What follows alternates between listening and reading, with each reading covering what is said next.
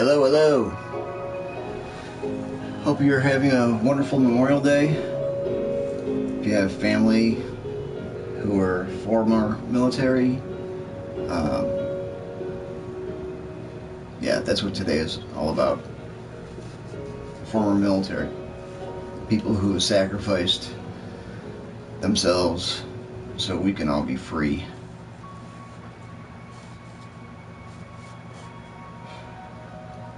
My grandfather was Navy, and my dad was Army, and my wife, she has several uncles who were military also. I had a live stream on YouTube of our parade, so go check that out on YouTube, Dave the Stalker. Anywhere on the internet, when you see Dave the Stalker, 99.99999999999% of the time it's going to be me. There are certain places on the internet that I don't have accounts, so yeah. So thanks for stopping by. Just gonna do a little bit of grinding. I need to make some money. My goal is to get back up to 5 million. And found an interesting podcast with Kyle and Dale Jr. Kyle had a bit of a history on the racetrack. So that's what we're going to listen to. Hey, what's up, everybody? Welcome back here on Youth Inc., brought to you by Audiorama, and as always, our friends at Invisalign. Today's episode is going to be a real treat. A few weeks back, I had the opportunity to sit down in person with two absolute legends. The NASCAR community here in Charlotte is a big deal. Living here, I learned really quickly what the NASCAR treat a few weeks.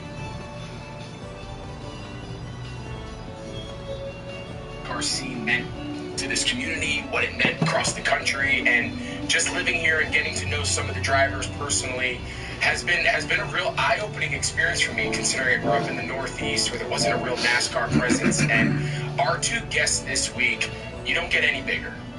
One of them, Dale Earnhardt Jr., obviously everyone just knows him as Dale Jr. He needs no real introduction.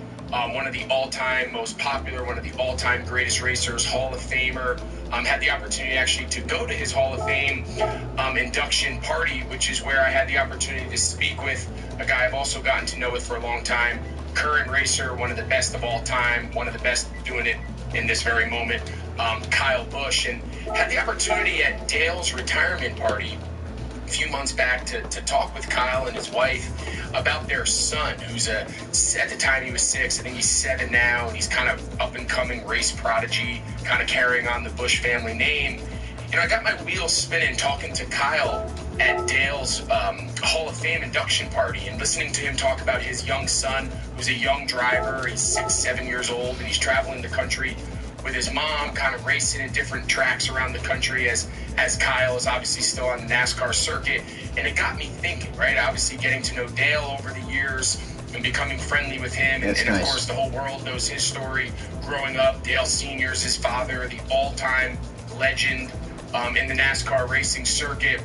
Growing up under that spotlight, growing up with that last name, Earnhardt, the pressures, everything that came with that. And now here's Kyle, and his son is at a much younger age, but he's going through the same thing. So my idea was get these two guys together who not very long ago were like bitter rivals. Their fans hated each other. And we actually got them to talk about where that rivalry and where that kind of animosity started from. They've cleared the air. They're now good friends. But to be able to sit down with both of them and just hear not only their own upbringing in the world of racing and how they got their starts and listening to them tell those old-time stories of the local tracks, but also now as fathers and as parents raising children both within and outside of the racing community. But it was just a fascinating opportunity. I went and actually did Dale's show, the Dale Jr. Download at Junior Motorsports, which is a beautiful big building where he keeps his race teams and operates out of here, not far, just north of Charlotte.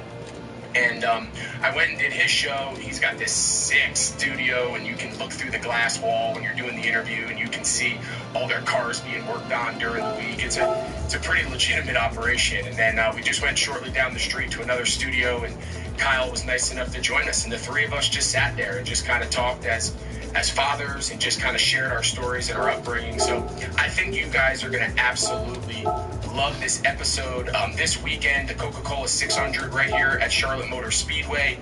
Kyle is obviously still going to be racing. Dale's now doing some TV work. He's obviously retired and doing a lot of big things for over at NBC, calling races. So having a chance to sit down with these guys, I think you guys are going to love it. As always, thank you so much to our presenting sponsor, Invisalign. Invisalign is the #1 doctor-trusted brand, having transformed over 12 million smiles over the past 25 years. Invisalign gives you the opportunity to make a trusted decision that you can continue to help build confidence for your child. Find your trusted provider at Invisalign.com or talk to your doctor. So please enjoy this conversation with racing legends Dale Earnhardt Jr. and Kyle Busch. All right, well, we're going to pick up where our conversation off camera, but first I want to welcome everybody to a really special edition here of Youth Inc. We are joined today in person in Charlotte by two of my good friends, Dale Earnhardt Jr. and Kyle Busch, two of the all-time legend stock car racers. Got to know them living here in Charlotte. For you guys to take time to not only be here together, apparently we have to dive into maybe some past rivalries. We can touch on that here in a second. But for you guys to agree to come on together and talk about your upbringings, both now as parents, in the past, coming up through the world of youth sports, I appreciate you guys joining me here on Youth Inc. Absolutely. Right on. Thanks for having me. So before we were talking about a little collaboration, and I asked you like how the NASCAR world would react, and Dale, you said that they wouldn't know. Is there something the fans should know? Is there? Our fan bases are not well aligned. Me and Kyle have had a bit of a history on the racetrack, but have since become pretty good buds. But our fan bases still are having a hard time understanding how to be. Is there like one particular story that if I ask like your diehard fans that are outside your shops wearing your hats and your gear, like what's the story? Tell this novice NASCAR who just learned it from moving to Carolina. Do you want to tell it? Come on, give me the story. We can tell it. 2008 Richmond. Yeah. We were racing for the lead, three laps to go, and he got loose underneath me in three, and I spun. And I had just moved to a team that he had just left. There was a kind of a weird awkwardness amongst all that. We were animosity. And I'd wrecked him at the year Kansas. Before. Yeah. And so I mean, there was some things not good, and I wasn't handling it good. He wasn't handling it great, and we went back and forth in the media a bunch. And little did I know that I'm just going to pretend that you guys have been bitter enemies to today. Like today was the moment that you guys made your friendship work. So as far as our viewers here on Youth Inc. are concerned, Youth Inc. is what brought you two together. So congratulations to me. Great. Pleasure. Nice to see I'm really you. glad we worked through this. Thank you. Kyle, would you like to add any more to the story before we I go? missed that car. Right. The culmination of events took place 2008 Richmond. So We actually did patch up our differences on a podcast. Which one? Mine. Dale Jr.'s, yeah. I invited him on. We went over it. I just had talked the about pleasure. We had a great conversation where Kyle was super honest about how he saw his whole set of events and his perspective of the whole thing. And so it was great for me, and I think it was good for Kyle. And we've since, even before that though, I mean, we were kind of. We talked for a long time at Dale's Hall of Fame induction party. Right. I never sensed any real animosity. No. Glad we cleared the air. Glad we cleared the air. Exactly. Would your fans say the air is clear? The fans take it probably harder than would. Yeah. I don't know that. I don't know Some that it is. some of mine are now Kyle fans. Some of them, we call them unicorns. Some of them still hold the grudge, and fans are passionate and they don't forget anything, and some of them don't get over it. Right? So now we want to figure out how to collab, right? So, right, yeah. So I have a vodka drink, and he has Rowdy Energy. His energy drink's doing really well. Our vodka drink's trying to get off the ground, and we're thinking about some ready-to-drinks. Put them in a can. That's right. So we gonna make this happen? We can make it happen. We can get rowdy on a high rock for sure. We could love that.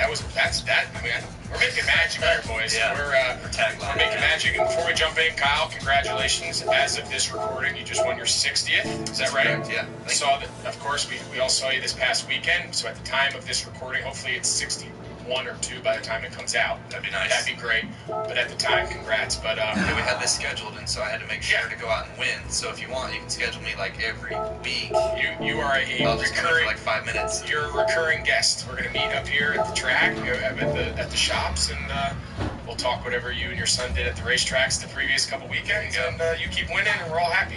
I'll jump on Dale's pod, which I just had the luxury of joining for the first time, so that was a blast. And, all right, so let's jump in. So, as you guys know, here on You Think, like, we are fascinated and also like beyond stressed and frustrated as parents about like navigating the world of youth sports. So I want you guys to take us back to yours. So Dale, I'm going to start with you.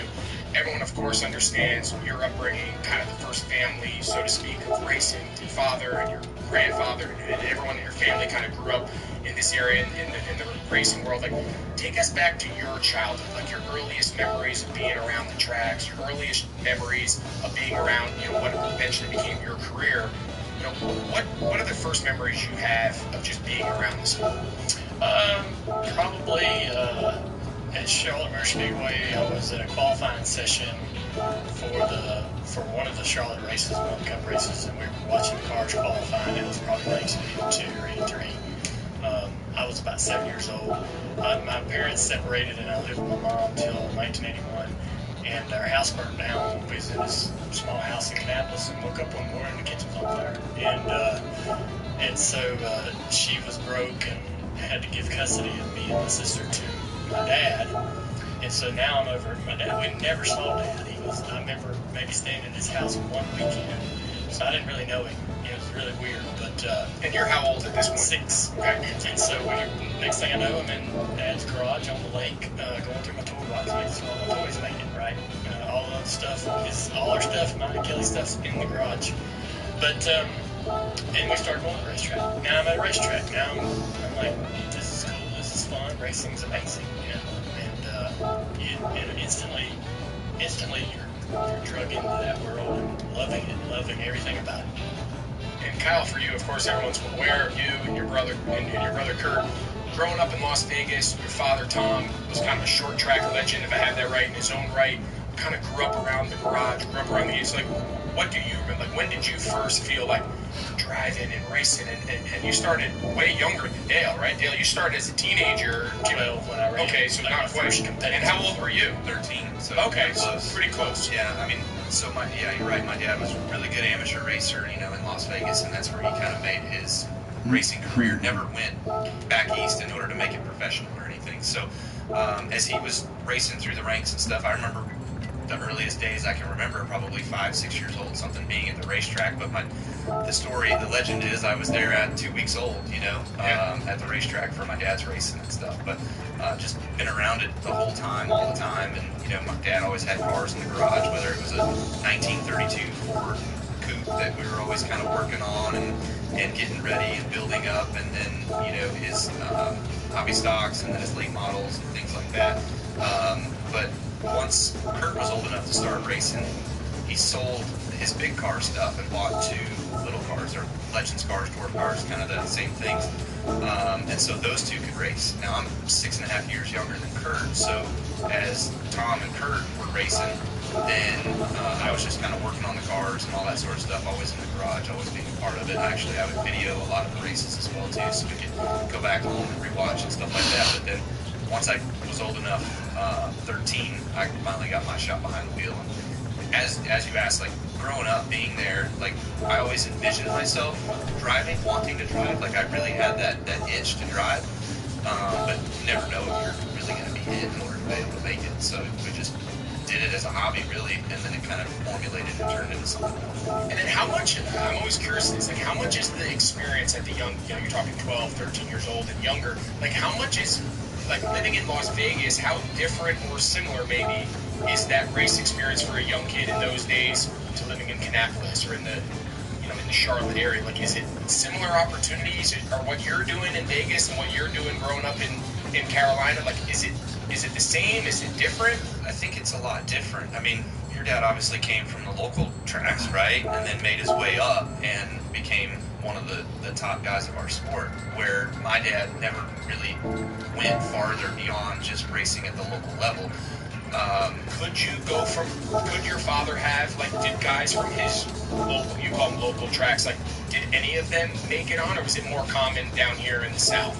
More common here in the South. Okay. I mean, yeah, there's guys from the West Coast that have made it. I mean, Hornaday made it, Harvick's made it, Jimmy, Larson, myself, my brother, you know, but I think the biggest thing, I asked my dad that one time, I was like, how come you never, like, thought about it and moved back east in order to go do it? And he was like, didn't have any money.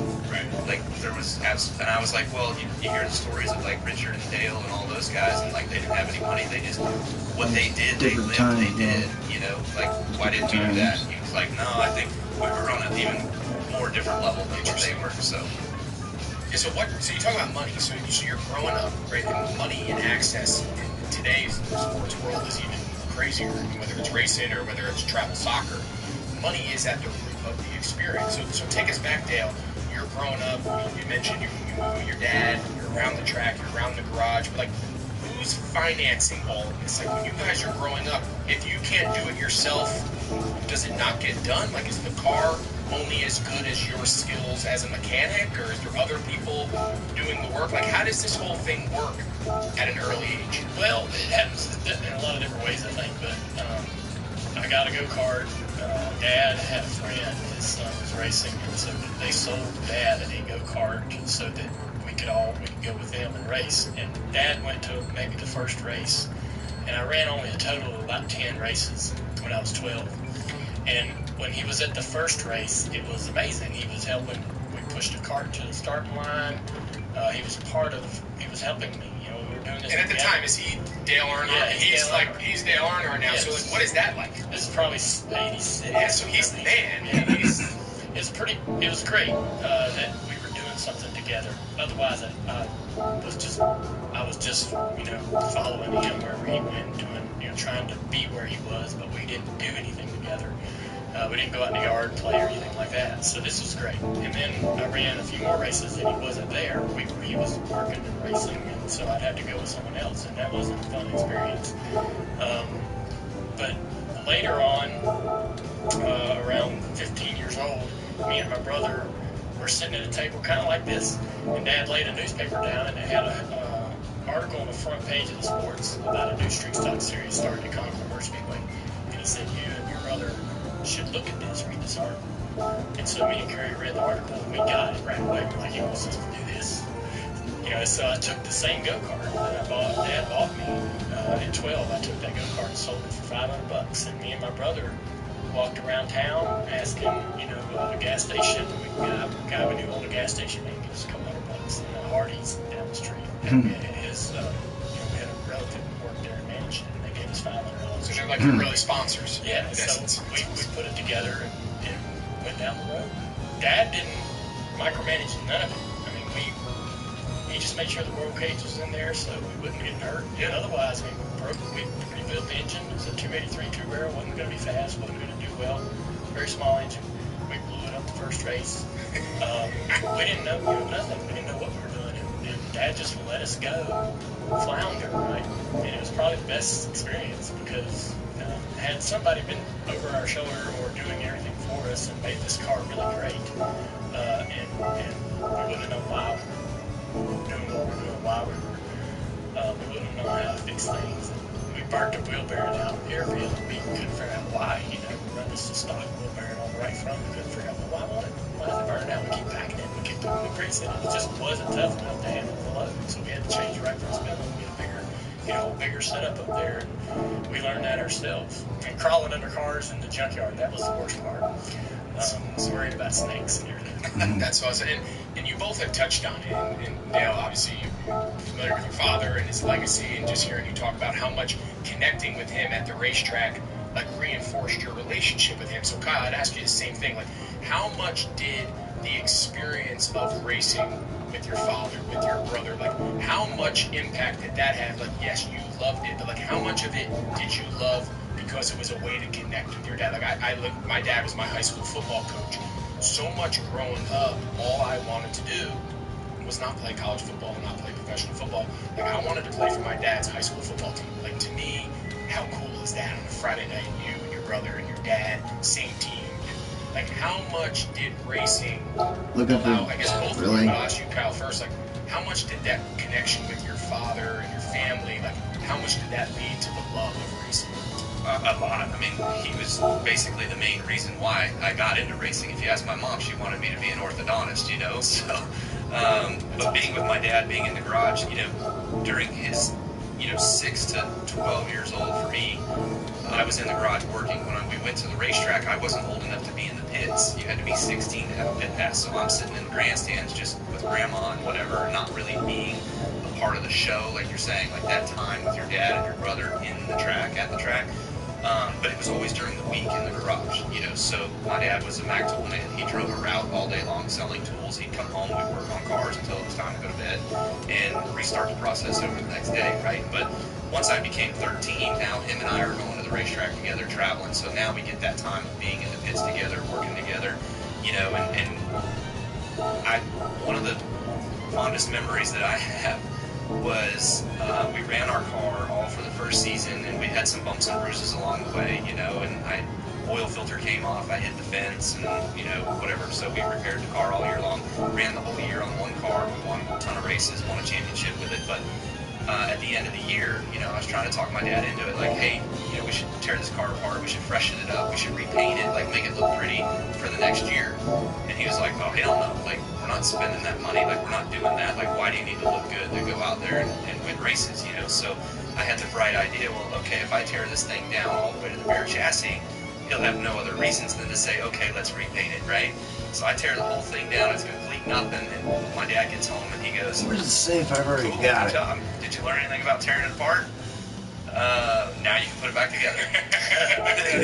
He was like, look, I'll buy you a couple cans of spray bomb, and I'll buy you some new bolts and some new nuts and things like that, and you can freshen it up that way, you know, but like, we're not taking it and repainting this thing. So, you know, having that time of just being able to understand and having my dad teach me. So we're different because his dad was always gone, right? Or was busy during the weeks and things like that. So my dad, you know, had a normal job and was home. We would go travel on the weekends together, race together. So we have a different upbringing, a little different perspective on how we were taught about the cars and such. But my dad and some of his other good friends that are very good at racing, you know, we all work together.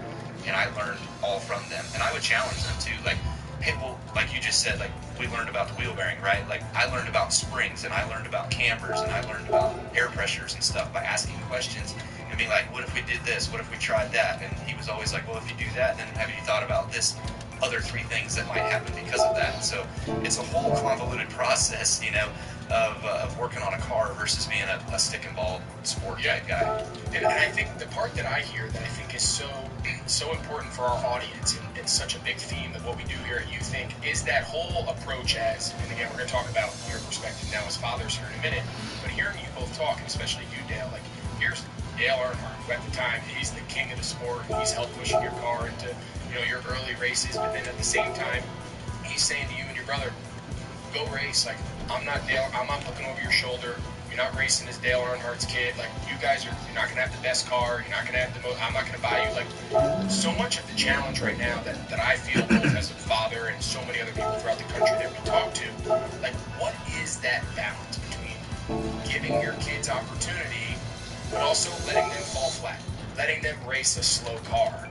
Dale, your dad could have gotten you a better car. He could have gotten some of the guys on his crew to fix it up, but there was such a value in his mind to make you learn it. And here you talk about it the same way, like, all right, yeah, you broke the car apart, put it back together. Like, where did you guys feel along that spectrum of, like, parental push versus parental support? Like, where did you guys fall? And now looking back on it, would you do it differently? We're going to get to, obviously, your experience now, Kyle, with Brexton, but, like, when you think back on those years, are you thankful your dad said, go race the slow car? I think that he feels similar to me. Like, if my daughter is interested in something and is like tugging on your pant leg going, I want to do that, I want to try it, you're going to give them that opportunity or help them get that opportunity. And until they're like showing you that interest, like, you're not going to shove them in that direction. Go, hey, you might like this. You know, go. So I think, you know, he knew racing, and the way racing kind of works, at least the way it did back then, is like, you know, Damn it. he took the slower car, and he Seriously? make that car better. I already got that car. To make that car faster. I didn't pay $19 million for it either. In front of him, like in the 70s when he was trying to It's a different McLaren, apparently. And showing initiative and working as hard as you need to get to that next level. Yeah, I don't care about that. And he knew that. That needs to go. He knew what he needed to I want to sell that POS. Oh shit! He Really? Wow. Whether we were going to have the initiative and the motivation to do it. And, these cars are expensive. There were times when I didn't show it or I didn't have it, you know, and he didn't get I want the Sauber. He didn't help. He didn't show any interest in me becoming a race car driver. You know, there were days when I'd walk up to him, I want to race. I want to become a race car driver. And he's like, well, what are you doing to make that happen? And I'm like, what do you mean? He's like, well, you should be in the garage, cleaning tools. I was sweeping floors when I was your age. I'm like, well, how does that get me to driving? That make no sense, right? And I just couldn't, and it took me a while to figure that out. But he would not lift a finger unless you were willing to do the same, you know, and show some initiative. He wasn't going to lay it out there in front of you. And, you know, he was pretty, Kyle will understand this, talking a little nuts and bolts, but, you know, when we were racing late model stocks, me and my brother and my sister in the 90s, the coilover 3-link car was the really most successful car at the time. And, but we had trailing arm big spring cars. And I would try to sneak into the shop and put coilovers on our cars and even, you know, cut them up and carry on and try to get a coilover set up on there. And he wouldn't let us do it. And he's like, if you ever get to the Cup Series, that's what they're racing. You're not gonna run a coilover car just because it's better or faster or handles better. It's a hot ticket right now. If you ever get to the Cup car or Xfinity level, this trailing arm big spring car is what we race. So this is what you'll drive and learn how to use and working. I was like, man, well, I'm getting beat. I probably wasn't. I probably could have taken that trailing arm big spring car and made it beat the coilover car, but in my mind, I'm thinking, man, I got my arms tied behind my back here trying to race this car. But so he wasn't just like, go down the road and figure it out. He had like a purpose. It was a method to it. Was a method, yeah, that's you know, interesting. Which made you feel like, oh, it matters a little bit to him. Right, he does care that we're trying to follow in those footsteps. Yeah, and I think the lessons are, so you said, like stick and ball sport versus driving and racing, like there's so many constant themes. It's a different sport, it's a different approach, it's a different journey, but like the lessons are all very similar in raising your kids and to parenting with and, you know, without a sport. So Kyle, like along those same lines, I follow your son on Twitter. I see Brexton, he's got that cute little racing jumpsuit. Serve Pro is his sponsor. I mean, he's racing real now, right? He's not just as a hobby on, you know, every few dates, mom and dad take him over to the track because it's cute and he rides around. I mean, he, at least from the outside perspective and from talking to you about it, like he's racing. So as you and Dale sit here and you share your stories with your parents and your fathers and your brother and you and your brother and sister, like, and you think back, all right, well, now bring us into like the modern era now of growing up in this world. So you're living it firsthand with Brexton. We were talking about your nephew, Dale Wyatt, Kelly's son, who's 10, a little older, doing the same thing. They're both going to the same track tonight. Like, talk us through. Thought I saved a whole lot more what's than going that. on now. Like, give us an insight into this world because I'm fascinated by it. Yeah, so I know similar I saved to a whole Dale lot when more he's than talking that. about his girls, like if they're interested in something, they want to do something, like, you know, let's go help them do that, but let's not force it down them. So Brexton was interested. One of his buddies had a go-kart, so he wanted to go to the go-kart track. We watched. He liked it. We were like, okay, we'll put him in that car. And he borrowed a kid's car and makes a few laps to start with, and then he enjoyed it. We got our own stuff, and we've kind of we bought used stuff, somebody else's car, like not the fastest car, not brand new, and that was our start, and that's where we got started. So last year, you know, his first year, I guess, this is start of year 3, I guess.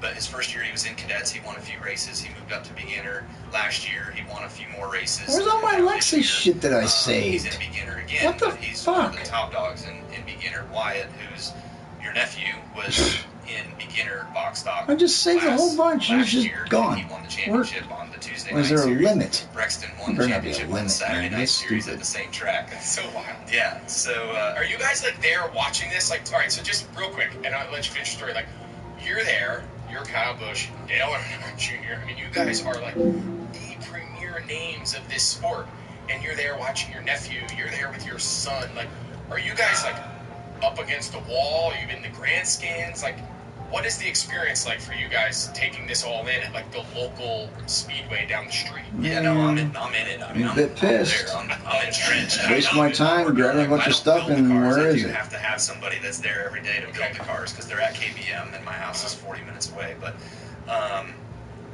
anyways, like I'm entrenched. Like I'm at the racetrack. I've learned these things now. Like I've learned how the dirt changes. I've learned how the night progresses, where you can make changes to the car, air pressure adjustments or whatever adjustments that you make to make sure the car is keeping up with the conditions of the track.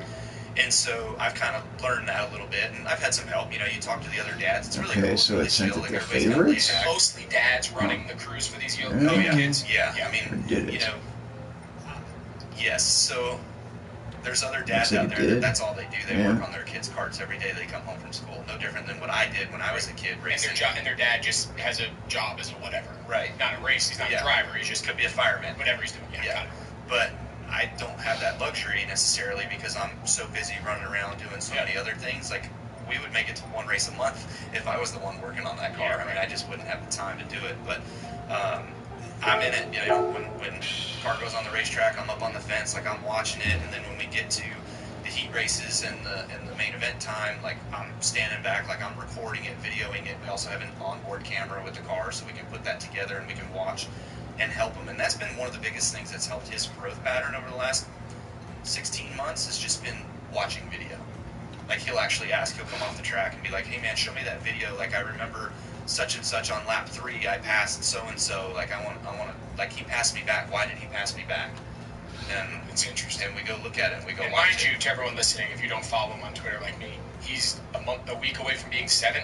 Correct. A month away, whatever Yes, it is. He's yeah. almost 7. Almost 7. He's It's not 6. 19. Right. Okay. So the difference, one more thing, is like the difference between me when I started racing or being in the shop working on the cars, all that sort of stuff, is I had that time and our cars were at our house, right? Well, now his cars are at my race shop, which is 40 minutes away from the house. Like I want him to get to the point where he can go spend a day or two at the shop a week and he gets to learn them and he gets to work on them and he can actually figure out what tools are and use that stuff. I mean, we're playing with RC cars right now, so he's learning a little bit about that stuff with RC cars, but like getting him to understand, you know, the vehicles and how to build them and what it takes and all that sort of stuff is definitely still on my radar that I want to make sure that he learns and understands, so he's not just a kid that comes in with money and he can go make it up the ladder and never work on a car. Well, it's funny you bring that up because I was going to ask you, and I think having you both here together is just so, and to me, it's super interesting. So I'm going to start with you, Dale. Like, growing up, your father, Dale Earnhardt, you know, there's a spotlight, there's an expectation, right? You lived it throughout your entire life. And now here you are, Kyle, raising we'll call him a 7-year-old. A 7-year-old who everyone knows who his father is, every racetrack he knows. So, like, you know, I'll start with you, Dale. Like, thinking back, I know you're the son of, you know, you have 2 young girls. Like, I don't know whether they get into racing or whatever path they take, but, like, just from a parenting perspective, like, what in your mind is that balance? I think parents are dealing with this all over. Like, how do we let these kids have the opportunities that we all are fortunate enough to give them, and we shouldn't have to apologize for that? Like, it's not, you don't have to apologize. Your father was Dale Earnhardt, and you got to access to race like neither does your son. Where does that line get drawn? So I think watching Kyle with Brexton, he doesn't, you know, if I could be on, you know, Kyle's sitting right here, but I think that is the fact that Kyle is involved and with Brexton, speaking to him, communicating with him, he's part of Brexton's experience. That's going to benefit Brexton and his confidence, all those things. You'll get so much more out of it with Kyle present and Kyle involved. He's enjoying doing something with his dad, right? If I, you know, imagine that Brexton looks at Kyle and thinks that Kyle is the greatest thing in the world. You know? So I'm going to interrupt you for a second. So there's some kids out there at the racetrack that they won't listen to their dads. Like, their dads Yeah. don't know what they're talking about. Yeah. You know, you're I'm whatever. sure. Mine, Brexton, I'll give him 1,000% credit. He will actually listen to what I have Which to is, say. you've apparently cracked the code of parenting. Because my kids don't think I know anything about anything. But I think that, you know, Brexton's really feeding off of having that presence, right, at the track and going through this process with Kyle as a part of it. And I think that's really helpful as a parent, you know, or as a child even, like, if you're doing something like a sport or an activity and the parent's not present for whatever reason, right? The parent can't be present or they're, you know, someone else's, whatever it is, right? Both parents, right, need to be present. Should be present. That really changes the entire process and experience for the child. And you know, how they interact with the child is one thing, but just being there and being a part of that experience for the kid, I think, really helps with the kid's confidence. Right? My parents are here. They care about this. They want to, you know, they want to be a part of this experience with me. I think that is something that will benefit that child at a really young age, you know, 8, 10, 12, as opposed to if the parent can't be there, can't be involved in the experience. I think the child can suffer from some separation anxiety and some lack of confidence as they're going through this process, almost feeling alone, right, and maybe looking for that parental guidance and maybe getting it from someone else when they really want it from their parent to be involved and with them through the process. I think that's so important, and it's so telling. Like, so much of the experience, and I see it with my own kids. Like, I love going to practice with them, and whether it's I'm baseball, missing it's all not the even football. fucking My kids, decals I football right fucking now. It's gonna be grabbed. whatever. Like, Son of a sharing bitch, that man. time What with the your child, fuck? doing something they love. Now, if something you both love, great. This That's is even wrong. better. But even like, I learned to love baseball. Like, I never loved baseball, but my kids love baseball. So as a result, we spend a lot of time at the baseball fields, and I've come to learn it. It was a new sport to me. I didn't have a lot of background in it, but it doesn't have to be my love. So back to you, Kyle. Like, here you are raising your son in a sport that, of course, you love. It's been your life. It's been your life's mission and journey. Like, I know he's young. Like, is there ever a point, and I'm sure you and your wife are having these conversations, like, at what point do you guys start, and maybe you already have, saying, like, Brexton, like, this is your journey. Like, you're not out there racing as Kyle Busch's son. Right now you are, because you're 7. But, like, you don't owe these other people.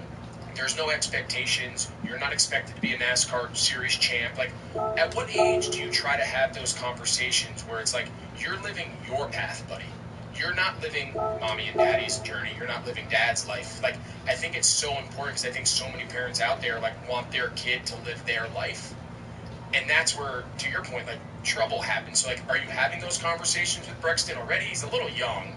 He's probably just having fun on Tuesday night. He probably doesn't understand, right? So when we first started, he was 5.5, and we literally would just go out to the racetrack and we'd go 3 laps down in an 8-lap heat race. I mean, it was not good. Like, we were just making circles, and then he would play with his friends and go run around and have a good time being at the racetrack. So now that it's gotten to the point where he's better, he's winning, you know, and he's moving up and he's running different things. We're running, you know, the outlaw carts on dirt. We're running junior sprints on dirt. We're running quarter midgets on pavement. We're running GoPro go-karts that are road Explain course that, carts. just for novice people like me and our viewers. Like, explain, why do some people grow up racing dirt? Why do some people grow up racing asphalt? 2 wheels, 4 wheels, go-karts, dock cars. Like, what is that decision-making process as far as picking what you do? I think it's whatever's closest to you. Got it. So it's an access thing. It's an access thing. Got it. Yeah. So like junior sprints, for instance, like that's Brexton's favorite car, and that's honestly my favorite car as well too that he gets to drive. Well, those are more of a Midwest or California-based car. Interesting. So I bought one from a guy out in California, and there's the biggest race of the year. There's like 100 cars that show up for just this kid's class that races these things in Tulsa, Oklahoma, and we went and ran it last year just to get experience for it. Right. And now this year, like he'll go this year, I think he'll have a legit shot to win, being 7 years old, racing against kids that the age cutoff is 13 in this car. Oh my God.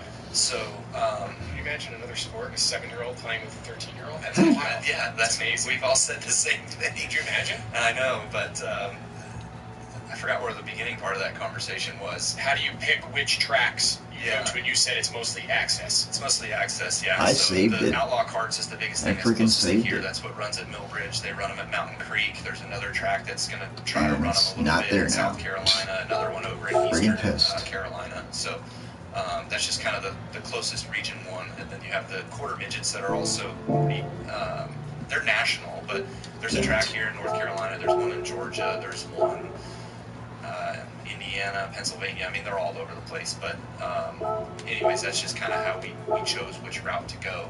And you asked, like, Kyle Larson, for instance, he's known as the dirt guy, right? Like, he grew up on dirt. He grew up in these outlaw carts, and then he moved into faster outlaw carts, and then he moved into midgets and sprint cars and all that sort of stuff.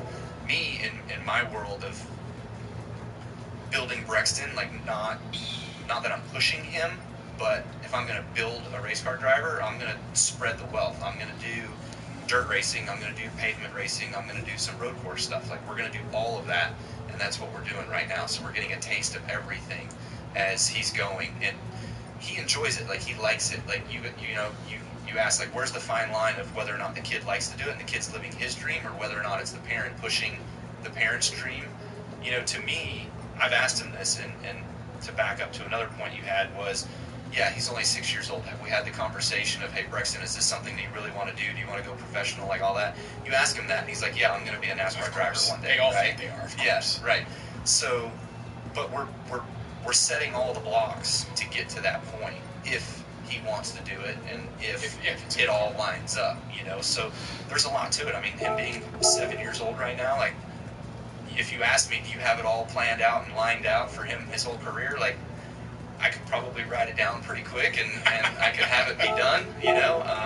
But I haven't necessarily laid the land. I just kind of have a vision of an idea of where we're going. And you lived it, right? You went down a, you know, whether it's exactly the same or, you know, slightly different. It's going to be different than what I did. But it's all within the same, at least, world. Correct. Yeah. And back to you, Dale, and when Kyle said this, it kind of just sparked, and when he said, like, this is something that Brexton is running, I'm not living his life. Like, was there ever a time where it wasn't Dale Jr.'s life? Like, was racing ever not Dale Jr.'s? Did you ever, I guess my question is, so often, like you say, I see it a lot in kids that we played with. I even think back to when I was growing up, like, kids that I'd play football with, whatever, like, their parents wanted them to play football, so they played. They were good, so they just kept playing, but it was never really what they wanted to do. So I guess, and you know, I guess it's kind of a personal question, but, like, were you always, if your father is not Dale Earnhardt, and you always wanted to be a race car driver? Was there ever a time you felt like you were living a journey and a dream for somebody else? I think when I was 6, or Brexton's age, I wanted to be free safety for Washington in the NFL. But I never played. I played a little soccer in high school, but never played any football, organized football. But I just was too small. Yeah. As far as racing, once I started to get around, 12, 13 years old, and be like, I want to do this, I want to try this, how do I do it, how do I get there? I felt like I could never convince Dad that I was serious. I fought that till you joined his Bush team? Yeah, till I got his Bush car. Interesting. So I got, I got in his Bush car and I won some races, and then his whole demeanor changed. He started looking at me and we started having completely different conversations, and I was now like a little more, he started having more adult conversations with me, and I'm like, this is awesome, that's what I've been looking for. But until then, it was like I wasn't doing enough to show enough initiative, right, to get him to really take me seriously. And he looked at me and probably thought, no way in hell this guy can make it, right? He doesn't have the mental toughness and the moxie, right, to do it. And so, so I think I surprised him and me when I got in his Bush car and I won some races. I was like, wow, I didn't see this coming. I really didn't. I didn't think I was going to make it. I didn't think I was ever going to make it. And I didn't think he thought I was going to make it. So when we went out there and won a couple races, it was like, holy moly, this is now. Then it was like we shot into the stratosphere. It was like the rocket boosters went off, and things were. Then it was a little bit of a wild ride. The rest is, like they say, the rest is history. Everyone's obviously aware of your Hall of Fame career. I want to change paths here a little bit. I'm sorry, Kyle. Like, so much of the youth sports experience, in my mind, is the lessons that come along the way, right?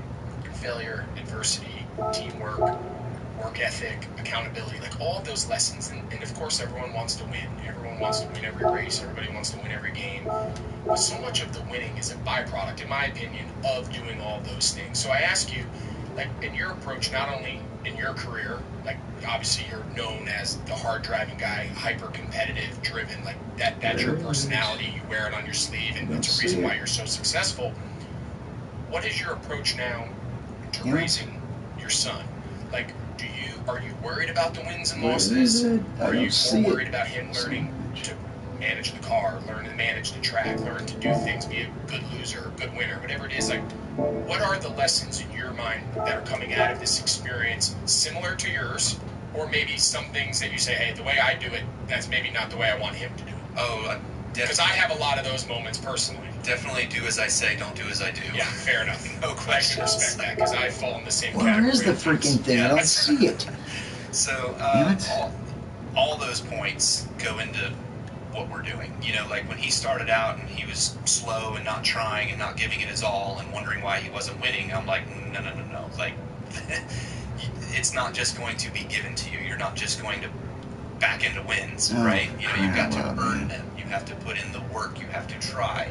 You know, like, I don't see it. Those early lessons kind of went in, and now that he's gotten the taste of winning, and now that he knows how to win, and he's doing a job of figuring that out. Just last week we had a race. So I can go ahead and make it darker. Ran up front the whole race, top three kids kind of broke away, and there was a race like they were trading the lead back and forth between three of them, and it came down to a 5-lap shootout at the end, and again they were swapping the lead back and forth, and Brixton was on the wrong end of the racetrack on the final slide job that he finished second. I do not see it. So he was really bummed out. Where's the freaking thing He at? wanted to win, obviously, but you know, I told him after the race was over, like, that was an amazing race. Like, you guys battled each other, you raced each other hard, you raced each other clean.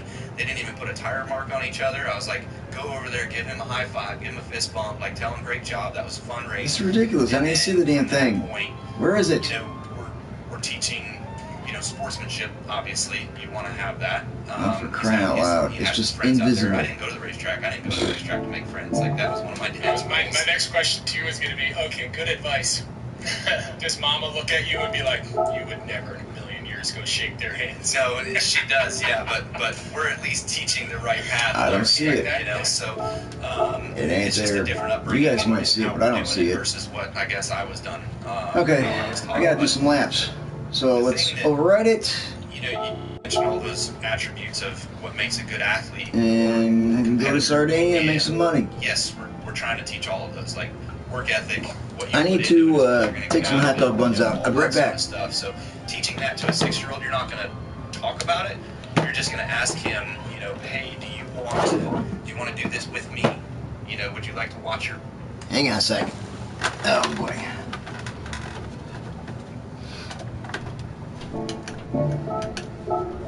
Yes, apply it. Gee whiz. Don't even ask. Just do it, damn it.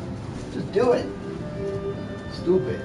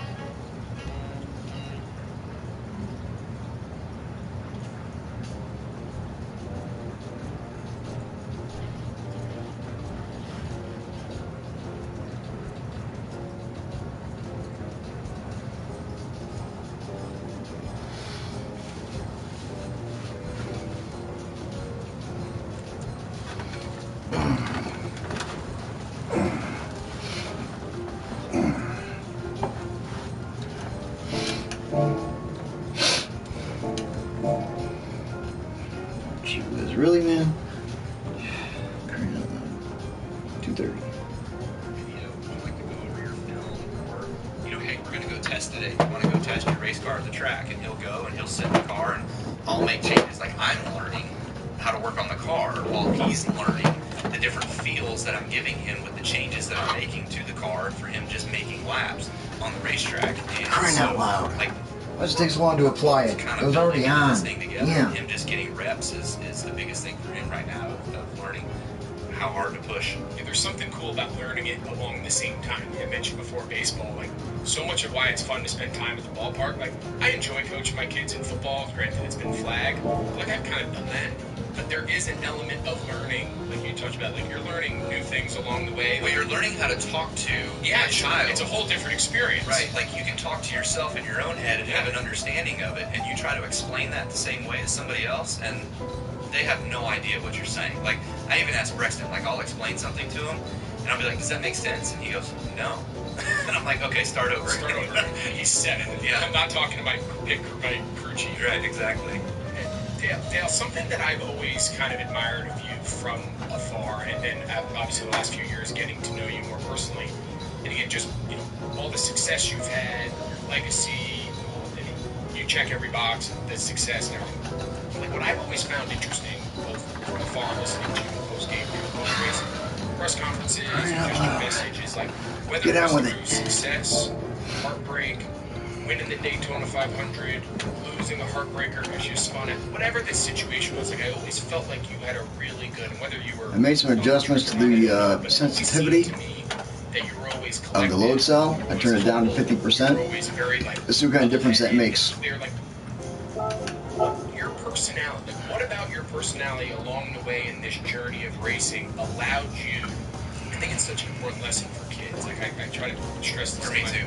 And this is really more so for Kyle. But like I just think it's a really good lesson. Like I tell my kids all along, like, I don't want you to be a good loser. I want you to have good sportsmanship. You show me a good loser and I'll show you a loser. And you should, if you care, losing should bother you. The kid who just like frolics away after we spent 9 hours at the ball fields and they don't care whether we win or lose, I don't want that either. But I also don't want the hissy fit, you're throwing your stuff, no offense. Kyle's like, yeah, I've been there. So I guess my question in all seriousness, Dale, is like, what about your personality is just how you've always been? Was there a learning curve to that? Like, how did you handle all the success, the heartbreak, everything in between, and like always maintain the demeanor that it seems you're having sitting right next to you? I think that I was going to go home, so if we had a bad day, I was going to go home. I was going to sulk, and I was going to drag that through the week. And so the sooner I could start to unravel that, the better. Change the... And so I would try to... Even that's if it added. wasn't exactly true at the moment. Where did they add that? To unravel That's that interesting. Depression or that frustration as soon as I could, because I didn't want to have a off week. I didn't want to go home miserable. I was gonna, when you don't do what you think you should have done in a race, or don't finish where you think you should have done, you feel that until the next chance you get to get in the car and start over. Right? Every weekend was a chance to redeem yourself and prove that last weekend was not. I don't like that. And so I had those emotions inside that, man, I'm mad, I'm depressed, or I'm frustrated, or I want to throw something, or pitch a fit. But I didn't want to, I had things going on. We got autograph sessions or meet and greets, or I had a family, I got a family, a trip planned, do some of my buddies Tuesday. And so I had to do that I didn't want to be miserable in those experiences. You know, live your life wherever you got to live, didn't want to be living. And so I would try immediately like to repair whatever the hell was going on in my emotions as fast as I could, and try to figure out, like, to make some sort of common sense, rational sense of what, okay, I'm going to go find out why that didn't work, or why the car didn't fit, or I'll fix what I did wrong. See how long this takes. Now, it's not that Kyle doesn't have this experience because he wins a lot, but most people, Not as long as I used to. most people racing lose a lot of races. A lot more than you're ever going to win. Ever. And that's you never get good at that. You never get okay with, damn, I might lose all this year. What's a good year? How many races would be like a spectacular? The guy who wins it all. I mean, 5, 6 wins in a season is not going to win. And 5 is a good year. 5 out of you race 40 weekends, 36 weekends. So I always think about this with golfers. It's very similar to you guys. You have a huge field, and there's only one winner. Every time we took the field, it was like a 50-50 shot. There was only 2 teams, right? So every weekend, But there's 53 guys that get the chance to win, right? half the guys are always going to be part, whether they were worth a shit or not. Right? Half the guys get to go in the locker room as winners, and the other half, the guys who played great, the guys who played like crap. You guys, Whoopsies. Come on, moron. We're gonna drive. Like, in your world, second place and back was versus it. How do you guys deal? Like, what is your approach to dealing with the inevitable? Actually, fourth gear, I can go through there. It's gonna happen more than winning. I mean, for me, like the fire, the desire, the drive, the everything for me is all about winning, right? Like it's the winning. It's the feeling you get of just being able to know that you can walk all the rest of the guys that day. Also, you're supporting your team for all the people that are around you that are helping you doing what you're able to do. Like the driver gets the glory, but really it's the whole team, organization, everybody that also enjoys it and that win. So I'm the worst loser ever. So and I do my fair share of it. I'm not a grand loser either. I'll be honest. I've had some bad moments. Yeah, so it's just, I don't know, like, I've never really figured it out, even to today. Like, we've gone through a tough stretch this year, like, Vegas earlier this year, we were leading the race, we were coming down to the final laps of the race, leading, and there was a late race caution, and then we had to do a pit stop. I didn't win, and I was so infuriated, because, like, that was one that got me, and then this weekend, at third, I'm running third, like, I was up front all day, ran close, ran good, like, we're gonna be, okay, let's go home, we got third, and then the seas kind of parted ways. I was able to win the race, and the two guys got together, they grabbed each other out, and I took them in, and after the race is over, like, I just get out of the car, and I go up to hit the checker flag, and I get back in the car, it's just like, oh, like, I'm not all pumped up, like, excited, like, overly excited, because you stole it. You know what I mean? Like, people are like, well, why weren't you excited? You won the race, and I'm like, we stole, so it wasn't like you go out and dominate and beat everybody into the ground, you're going to be like, damn, right, we did it. Those are the ones you're pumped up and excited about. Not all wins are the same, and not all losses are the same. Exactly. And I don't understand how people can tell you how to take your wins and how to take your losses. Like, there is always a comment on every single thing, and it drives me bonkers. Like, when I won my second championship, everybody was like, oh my gosh, like, what's wrong with Kyle? Like, he wasn't excited, he wasn't jubilated, like, it was just monotone. And I remember my first championship, we were all so excited, and like, you're turning around, you're looking for everybody, you want to see this person, this person, this person, this person. I forgot, like, the whole thing, like it's the day and it didn't exist. So, like, this time I tried to slow it all down and, like, put it in slow motion so you can, like, see everything and take it in and all that. And it was just a different experience for me, and I saw it through a different way of enjoying the championship. And I get bashed on it because You get bashed on everything. You guys know that. Your connection to the fans is very unique in the sport, right? The amount of interaction. I mean, I remember being at races, and people were standing in the garage. That'd be like people coming in our locker room and standing on the sideline during the game. You got people running hits. You got people. The access that fans had. Now it's part of the community sports. They truly feel. Those guys waiting outside your shop today, asking for like those guys feel a part of your team. It's a very, and being around and learning the NASCAR world and learning the race world, like it's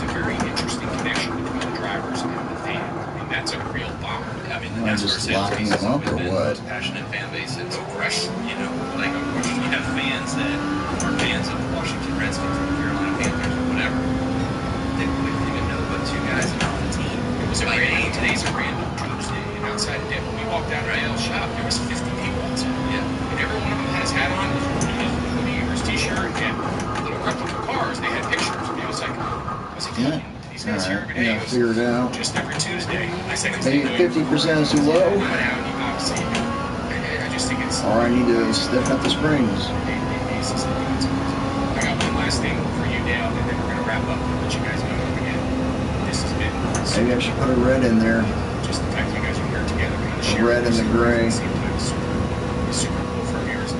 Dale, for someone in your position, everything you've accomplished, legacy, notoriety, like, is there one element of your experience, particularly in racing, where you touched on it, your daughter, you're married, is there something that you pull out of the experience of your career that you either try to... Wouldn't that be something if Brexton Bush married one of Dale Jr.'s daughters? You say this was a great lesson that I... After all the history that they had together, that'd be a trip. Continue to carry and try to pass this down, and your big daughters and drivers, maybe you do, but just like the overarching philosophy that you took out of your career as a racer that you bring into your roles here. Yeah, I think it's probably the same thing that Kyle's experiencing today with Brexton. I was lucky to watch my sister, her two girls start racing in the same. Should have run that one around the outside. Dude.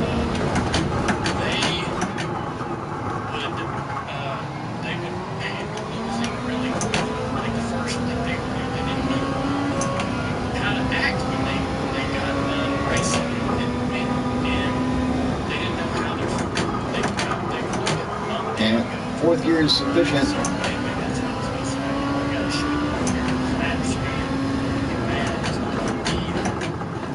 Because maybe I'm supposed to care this much, and this is how I show I care. And it was I would watch them lose and they took the every little tantrum. And at first I was like, man, what they need to do. Dude, you stupid idiots. They're either very aggressive or oblivious. And shaking their hand and saying, good race. That watching Kelly's girls go through and watching them get better, become better people, was really interesting. And so years later now, becoming a dad, I think that having been a racer, we get out of the race car.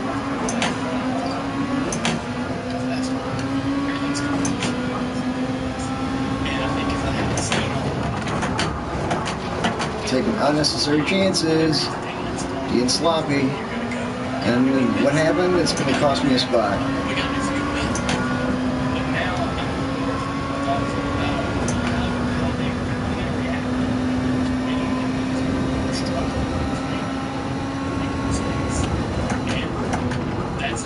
That's going to be something that's higher up on the rate list.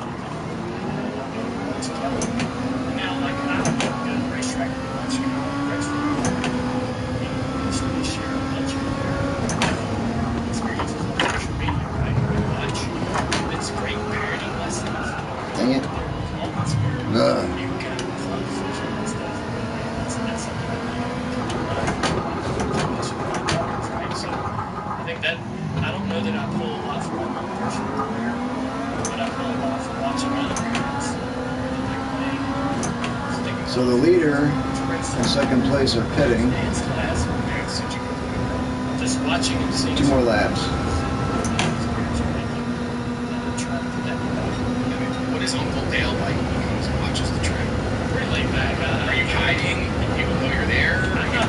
When you go to the dirt track, we are not the superstars. Me and Kyle, we're not the superstars. The kids are the stars. And you'll see some people that you don't recognize. But Ryan has a father that's passionate about it. As Kyle is with Brexton. And so I stand back and I don't get in the way, and I'm there to support, and I enjoy it. I enjoy so having that role. There's nothing expected from me. I'm just there to support. Hey, Ryan wants us to be there. Wants to race and show us what he's doing. So we get to stand in the victory lane and post. Get pictures when he wins. That's all. We did an episode with Cooper Band and Eli's brother, his son, is the number 1 high school quarterback in the country. He's the number 5-star. And so we had him on the show, and he talked. He's like, a lot of times I get to be just dad, but he does does call his uncle, he plays quarterback first. He's like, he gets to call his uncles, and they're great, and it's cool because it's not dad, but it's still family. It's their uncle Peyton and Uncle Levi. So during the week, are they calling you? No, you're just a fan. Dad's the. Which is nice. Kyle knows LW. I know what it's like as a dad. It's not easy carrying the burden. Kyle knows why his dad and LW is absolutely passionate. And Kyle and LW race, they take them together.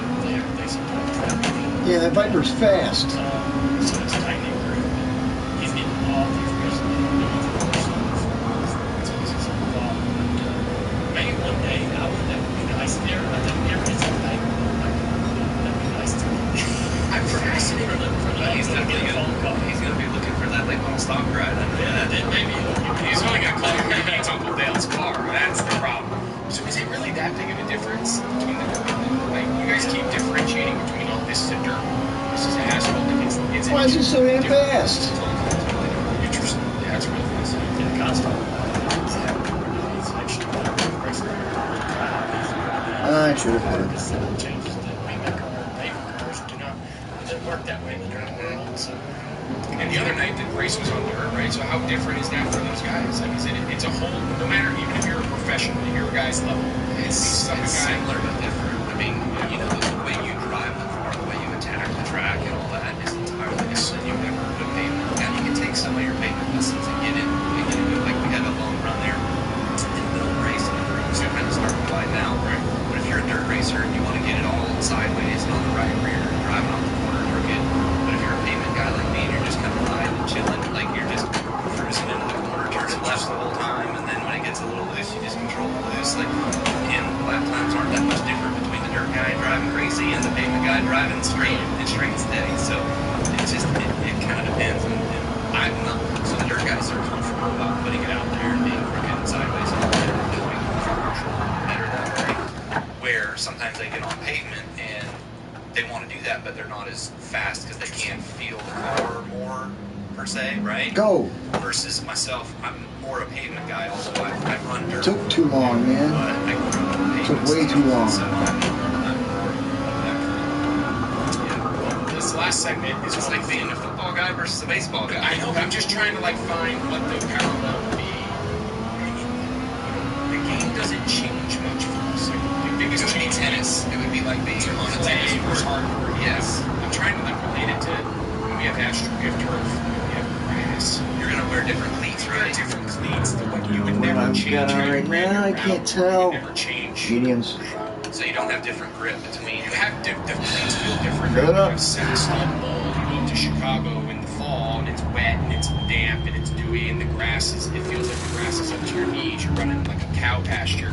Versus you go down to South Florida and you go down to the. So you have to have different technique. So you have different cleats, different texture. But once the game's going, your footwear might change, your approach. But then the game, your routes are the same. I don't know. I just think it's really fascinating that you guys have that much alteration and change into. So it's not very. I'm not near the performance, but I'm sitting here thinking, I think Kyle's on the same running right? He's on anything to go. He has a toolbox full of things. That's great. Use patience and all that. It's when he's in snowstorm. Yeah, that's true. He's The elements change. He's running straight ahead. He's got a circus one pace straight ahead. Yeah. He looks the same the entire game. Yeah, that's fair. Yeah, the elements definitely change. It's wet day, rain, snow, cold. The elements we operate definitely change our environment. The actual Getting sloppy, man. That would be that's what I think. That's what.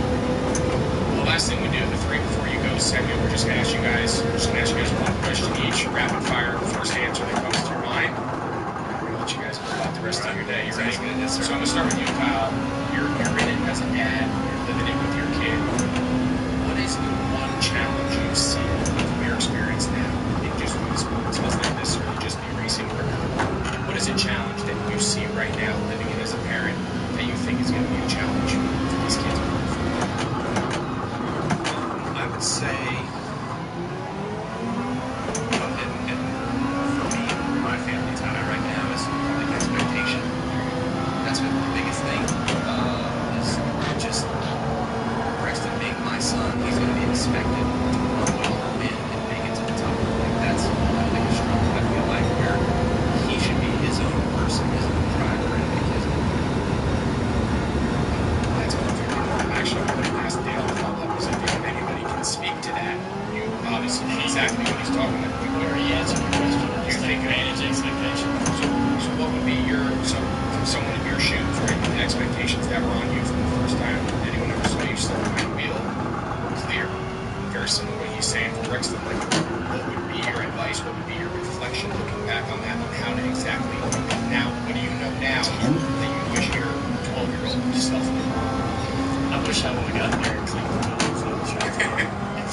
I mean, I did not show enough initiative. I wish I had.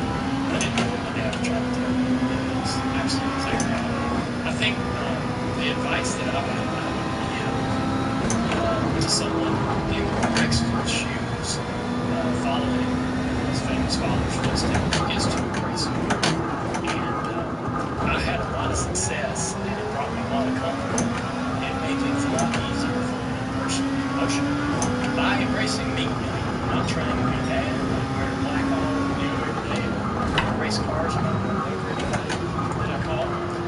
Dad had an intimidator, real rough around the edges of his own reputation. I wasn't being like him, I didn't act like him, I didn't have the same sort of interest in all that. And I embraced who I was, and I made a real effort every opportunity I had in front of me to push that narrative. And I think that because people finally got the hope that I was going to be held to. People finally said that. Yes, I know if you're wishing for that. So, then it started getting easier for me. There's no sort of expectations to be involved. That's good. And on that note, because I think that message right there to kind of share your upbringings in the sports world with your parents, with your families, and now also reflecting back as fathers and as parents is the entire core of what the show is and what it's been to this point. So there, I can't thank you guys, Kyle, Dale. I appreciate you guys joining. This is a huge treat for our audience. Having you guys here together in person is super.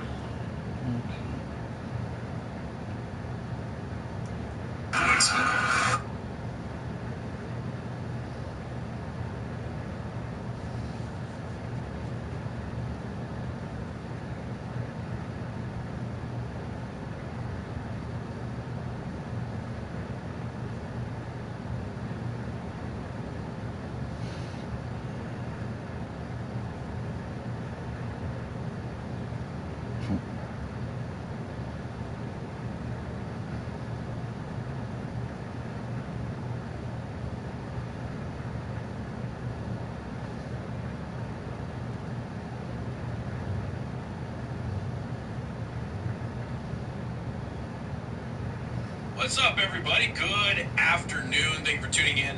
A little bit later than usual today because I had a lunch meeting, so appreciate your patience on all of that. I'm Casey Hendrickson. This is the SilverFoxArt.com studios. Remember to go to SilverFoxArt.com for all of your custom, unique wall art, logos, family photos, and so much more made out of wood. These are handcrafted with backlighting, three-dimensional designs. Just an amazing service. SilverFoxArt.com. You can also follow them on Instagram, silver.fox.art. All right, let's get into it. We got a lot to talk about. Dave Chappelle's attackers confirmed what we already knew, and they've actually spoken from their jail cell. In an exclusive jailhouse interview, Isaiah Lee told the Post that Chappelle should be more sensitive when it comes to the jokes that he cracks. Identifies bisexual, and I wanted him to know what he said was triggering. That's what he said Saturday at the correctional facility in LA. I wanted him to know that next time he should consider first running his material by people it could affect. Yeah, that's reasonable. So because you identify as bisexual and he cracks jokes about trans individuals, you feel it's okay to try and kill him. This is the society that we have created. This whole words or violence nonsense, that's what we've created. Now, you're not allowed to hit somebody upside the head when they try to burn an American flag. You're not allowed to do that. But somebody who says something you don't like, you're allowed to try and stab them. I mean, this is a one-way street, of course, so you're not allowed to do that if you're on the political right in any way, shape, or form. But if you're on the political left, you're totally allowed to do that. And by the way, Dave Chappelle just gave some free comedy. He basically showed up at another comic show and gave them an opener that they didn't have to pay for, didn't charge them anything for. Of course, Dave Chappelle is considered one of the most successful comedians of all time. And he goes up there, he talks about this guy's weapon being a trans gun, because it was a plastic gun with a real knife like embedded in it. Which has got people even more irritated, but it's one of the funniest jokes ever. It's a great joke. So, again, just confirming what we already knew. Next, let's talk about Joe Biden. Talk about Operation Fly Formula, which is a stupid name. So here's the White House's tweet. In case you missed this, more infant formula is on the way. The first pallets for POTUS Operation Fly Formula are being loaded onto a military plane in Germany right now. The first plane lands in the U.S. tomorrow morning, with more coming soon. Now, when this got posted online, I think my reaction was pretty much the same as everybody else's. This is embarrassing. This is the United States of America, and we need other countries to help us. This is not a position that we're used to.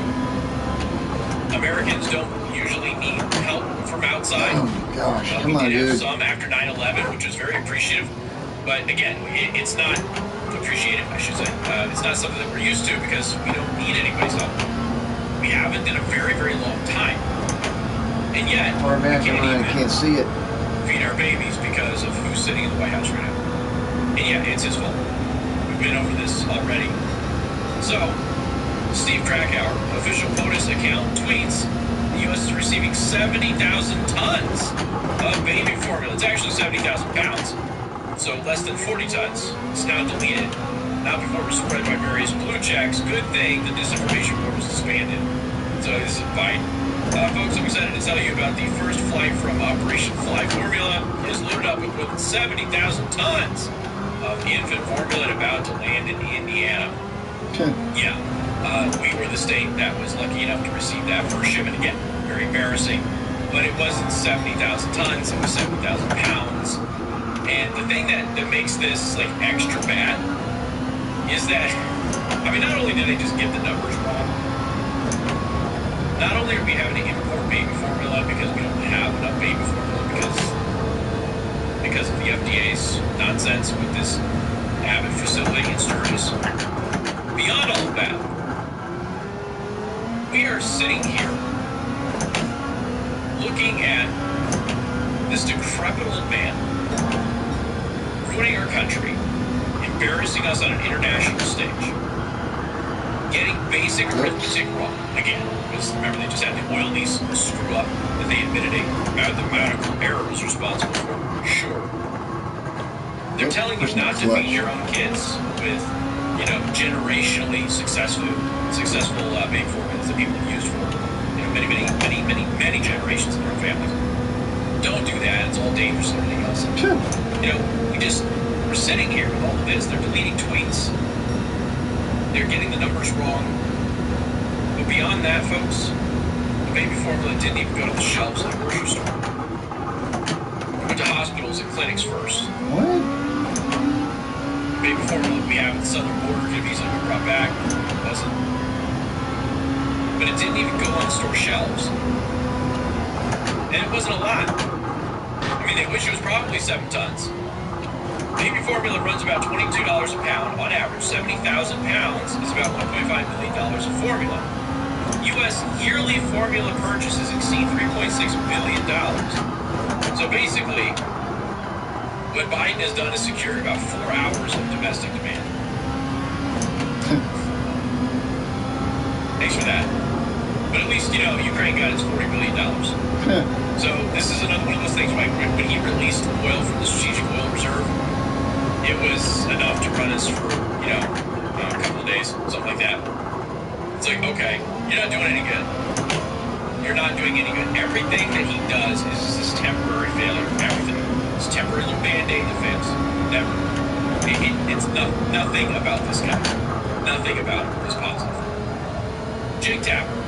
Jake Tapper's in trouble. He got COVID, and then he continues to the show anyway, making staffers mad. The Daily Beast. Trouble is brewing at CNN. Some staffers on the lead, but Jake Tapper is seething about Dove's conduct following a COVID diagnosis earlier this month.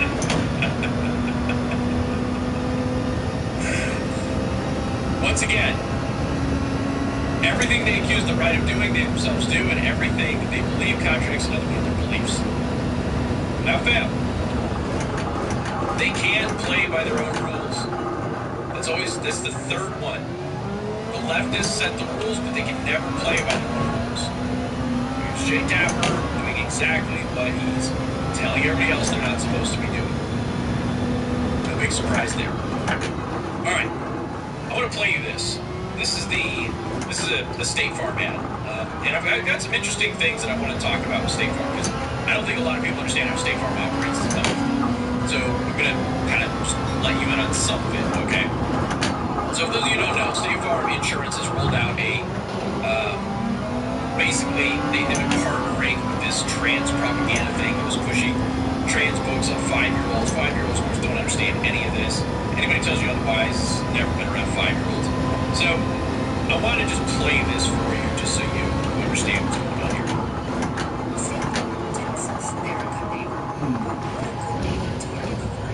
For conversations on sexual identity, that's what State Farm's doing. Asking employees to donate guides to being transgender to public schools. What? Books aimed at making kindergartners question their identity. It's textbook indoctrination. These books don't belong in elementary schools, and State Farm shouldn't be putting them there. Like a creepy neighbor, State Farm is there. Okay, like a creepy neighbor, State Farm is there. So emails leaked to Consumers First from concerned State Farm employees show that the company engaged in the woke indoctrination of kids 5 years old and older. State Farm partnered with the Gender Cool Project, which aims to have conversations with children about being transgender and non-binary. Again, at 5 years old, kids don't understand any of this. They have formulated their opinions about gender or sex, who they're attracted to or not. None of that is relevant. And the only reason you go after 5-year-olds is because you're trying to groom them, period. That's all there is to it, okay? We've been over the science on this a million times. Any parent who's been around 5-year-old kids will tell you the same thing. And again, if they're not, they're probably a predator themselves. So we get into, some of the stuff that was in this book, and State Farm's goal was to have 550 agents and employees nationwide donate a 3-book bundle about being transgender, inclusive, and non-binary to their local teacher, community center, or library of their choice. Okay. So again, these are the books supposed to go to 5-year-olds. 5-year-olds ain't even reading this. So anyway, 5-year-olds can't read this. Okay? Like 5-year-olds can't read this. The aim of the book is simple: woke indoctrination of children, the process which State Farm is actively engaged in. Maybe you're reading these words because it's time to have this discussion. Right, like a 5-year-old can actually do that, okay? And even this is pushing it for 5-year-olds, right? Even that's pushing it for 5-year-olds. So, let's go over some of the stuff. State Farm, okay, this one would be asked, have you ever heard the word transgender before? Do you know what that means? And the answer for the vast majority of 5-year-olds is no, because you don't talk about this stuff with a 5-year-old because they're 5. Just 5. That's it. They're 5-year-olds. State Farm wants to confuse your children, saying just because a doctor says that you're a boy or girl doesn't actually make you a boy or girl. I posted a meme about this Devil was a liar. where the doctor was being asked if it was a boy or a girl and said, we'll just let the kindergarten teacher decide that later. So perfect. And yeah, this is just some of the stuff. One day I looked up boy who feels like a girl and found stories of people who are just like me. Because again, 5-year-olds don't engage in this. 27 minutes. This is not something that 5-year-olds do at all. You go through more of it. Okay. So now what I feel like I need to tell you, okay, State Farm is now, they've severed their relationship with gender. So they are pulling away. And State Farm's public statement was, our agents were basically pissed. Okay? Our agents were pissed. Now, for those of you who don't know, State Farm is not a company that has its own corporate branches all over the country. The people who operate your local State Farm, your neighbors, they're small business owners. Like, that's their franchise. Okay? I have State Farm. I use State Farm. My agent is conservative. I haven't talked to him about this yet, but I guarantee you he's pissed off. So I know that he's not alone, because a lot of these agents, they don't buy into this at all. So don't see this as an opportunity to boycott State Farm. Again, State Farm basically got the message that our agents were severed all ties with this group. We're not doing this. Okay? They screwed up. The corporate level screwed up. They did it on their own. The moment agents found out about it, employees and agents of State Farm put it out in the world to correct the behavior. Bravo. That is exactly what needs to happen at organizations. But just so you're aware, just because corporate State Farm did this doesn't mean your local State Farm representative in your neighborhood is in line with that. Some of them probably are. Mine isn't. He's a fantastic agent. His entire team is amazing. He's a regular listener of the show. He's fed me information that he has about the city and stuff like that kind of comes up. Super awesome guy, okay? And I am happy to be his customer. Try something different. Yeah, I pay a little bit more. There's another car out there. Extra customer service. I tried doing some of the budget stuff. I didn't really like how that worked. And, you know, I did budget stuff my entire life, really, and just never had good customer service. I've had fantastic customer service through him and State Farm, so I've been very happy with him. But the corporate State Farm screwed up here, and the people involved in their organization across the country responded in kind. And now State Farm has corrected their behavior, and they're not partnered with this organization anymore, and they won't be doing trans activism to 5-year-olds anymore. And this is the big thing, is that everybody knows that a 5-year-old doesn't understand any of this. A 5-year-old isn't thinking about any of this at all. The only reason to present this information to a 5, even to a 10-year-old, like a 5 to a 10-year-old, is because you're trying to indoctrinate them and groom them. That is the only reason, period, end of story. But I wanted you all to know that, you know, when you get into a situation where you see something like this, you got to take a step back and go, okay, is it really all of State Farm, or, you know, are maybe some of the small business owners who own the local branches of State Farm going to be thrown under the bus here because of what corporate is doing that is out of their control? So just wanted you to be aware of that. Your local State Farm agent probably isn't in line with this. Maybe they are. It's certainly up to you to go and figure that out, because you don't have to get the State Farm agent that's nearest you. You can go find another State Farm agent, you know, somewhere in the community and still go through them, and you still get the tools of the national organization. So it's entirely up to you how you want to operate this. But I can tell you personally, like, my agent, not going to be okay with this. Not at all. All right, so let's talk about the World Economic Forum at Davos. I'm going to play some clips here because I want you to understand just how serious the fart sniffing is. For those of you who don't understand the fart sniffer reference, which, yes, live on Tucker Carlson, what I call Colbert and others like Colbert fart sniffers, this is a reference to South Park. Okay, South Park did, you know, Smug Alert, and it was one of the best episodes ever. You know, one of the families moves to San Francisco, and at San Francisco, the thing they do in San Francisco is they fart into a martini glass and then they smell it. That's like their hoity-toity high society activity. So that's when I reference fart sniffers, I'm referencing liberal, rich lunatics who love the smell of their own farts. That's what I'm doing. And this first clip, I'm just letting you know, is really hard to hear. This is Klaus Schwab. This is him basically saying, we're the elites of the world, and we need to take control of the world and do what we think is best for the world, and, you know, nobody else really matters. So you might have to crank up your volume just a little bit, but I want you to listen to this. It's a short clip. These are all short clips, and then we'll go into more sound bites here from Davos.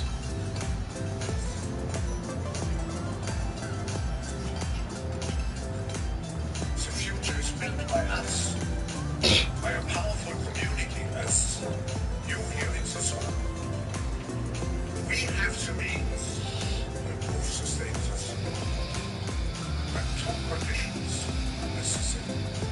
The first one is that we act all as stakeholders of larger communities.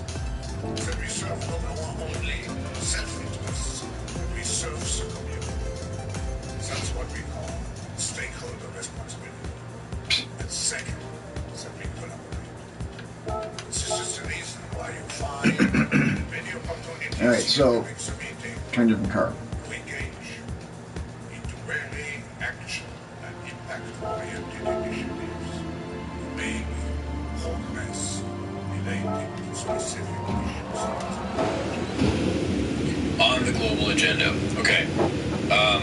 Look, I mean, he not only sounds like a Nazi in accent, he sounds like a Nazi. You know, the things that he says are very similar to what the Nazis were saying. Perfectly honest. Imagine Thrustmaster making that wheel. You go back and listen to some of the speeches the Nazis were given, not Hitler specifically, but for their direct drive face, that would be amazing. The Nazis were giving, and it sounds a lot like this. We're the elite. We're the drivers of society. We have to do what's best for our society. Not just for us, but for society. We have to do that because we are the elite. We're the ones that drive innovation and success. We do that. We're the big bad wolf in the room. And that's exactly what this sounds like. I mean, the guy might as well just put a martini glass up to his butthole and farted into it, just smelled it. That's all this was. The future is being built by us, Schwab proclaimed, to a bunch of people who have not been delegated the power to build the future. Exactly. So, again, here we are with the most arrogant, privileged people on Earth, once again, trying to tell everyone else what to do, and to be sure they don't just use words. As two other speakers revealed, they are purposely crashing the system in order to reimagine it in a way that suits them. In short, they want you to suffer. So let's take a look here. Again, another clip that's going to be a little bit low. During the World Economic Forum panel, What are on those? the energy crisis, German Vice What are Chancellor those? Robert Habeck Who said makes those countries wheels? should resist temptation to look after their own interests first. He said sustainability requires change to the rule of the markets. All right, let's have a listen to this guy.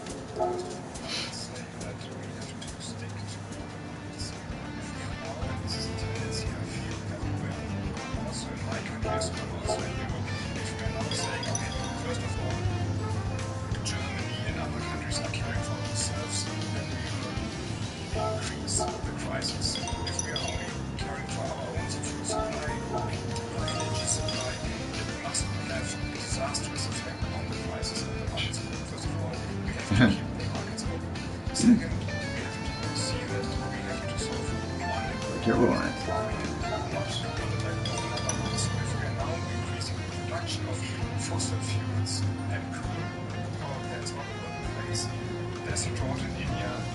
Two different trains. I don't get it. I still don't see the difference. There's no difference between those trains unless they fix that. I'm gonna find out right now.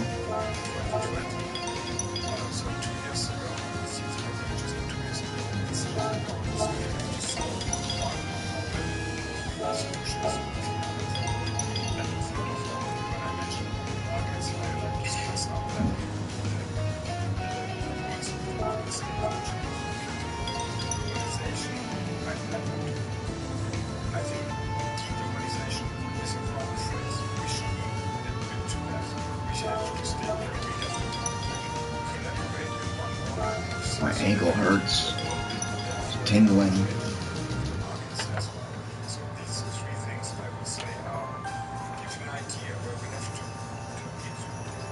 Why would you want this on a car like this? Why is this even available? Why is that even available? Okay. Why is it even Lunacy. drifting? And you know what's interesting about this? This kind of came up and passed the mic here last Friday. You know, when Americans stopped focusing on their household, their neighborhood, and their state, things started getting bad. When they started just focusing on what was best for the country, their streets and their neighborhoods and their schools collapsed. The best way to prop up a nation is to take care of your own house. If you take care of your own house, then what you end up doing is creating, particularly in young people, creating the values that allow them to be successful in society. Hard work, determination, not sloth, these sorts of things. Make your bed. And I know I'm going to sound like Jordan Peterson here. Make your bed. And we're all guilty of not doing this stuff all the time. I get it, but I'm just saying, just from the ground up, let's talk about it. Make your bed. Fold your clothes. Keep your house clean, right? Basic stuff. Take care of your yard. Maintain your home. Maintain your cars. If you do that, your home will be a happy place, right? Yeah. If you do that, your vehicles will be able to get you to work. You get to work. Take care of your duties. Do what's required of you at work. Do a good job. Take pride in your work, no matter how remedial you think that work is. And guess what? Can't change the wheels. Successful. And as you become more successful, you can apply those values that you built up now into your new duties. Next thing you know, your company is better. right? If everybody's doing this, your company is better. You got quality employees, you got quality management, quality leadership. Nope, can't change All of it. that leads to quality ideas for Nothing. new products for the market. And the people who are going to Nothing. consume those products have their house in order. Kind of BS. Why Little even debt, just offer money the management, option? basic things like that, which allow them Can't to change spend it. more, have discretionary income. This improves quality of life, your ability to have nice things, to live comfortably, to go on vacation. All of these experiences enhance your own personal life. But it's almost like a trickle up effect, dare I say. It's almost like a triple up effect.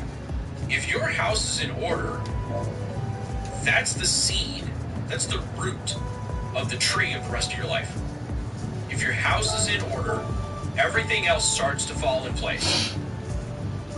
When everybody is in that position, then everybody on your street is in a better position. You got a good street, then your neighborhood, right?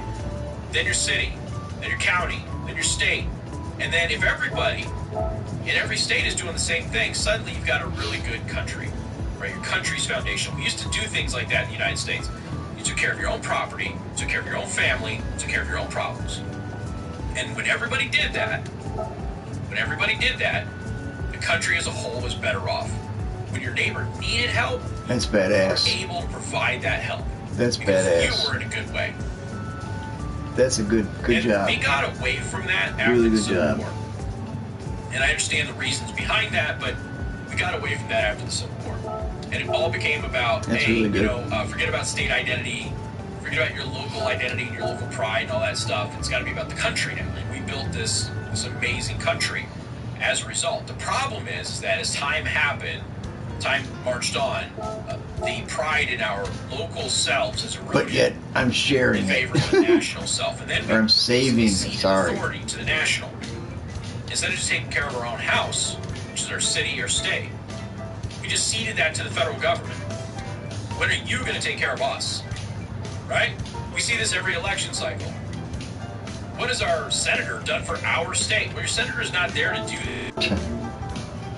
We got people who didn't focus on school boards. We got people who didn't focus on local elections for commissions, counties, councils, and stuff like that. And then they didn't focus on their state elections. They're only focusing on Senate and presidential elections and maybe the House races. Next thing you know, you're disconnected from what's even happening in your own neighborhood. Look at Baltimore, for crying out loud. Baltimore, all of those years without cleaning up the streets of Baltimore. Just electing politicians after all Democrats, obviously, but this happens everywhere, regardless of party. Just constantly electing people who promise to do stuff. They promise to go to Washington, D.C. and bring more money and resources back from D.C., which will help us here. Well, just take care of it yourself.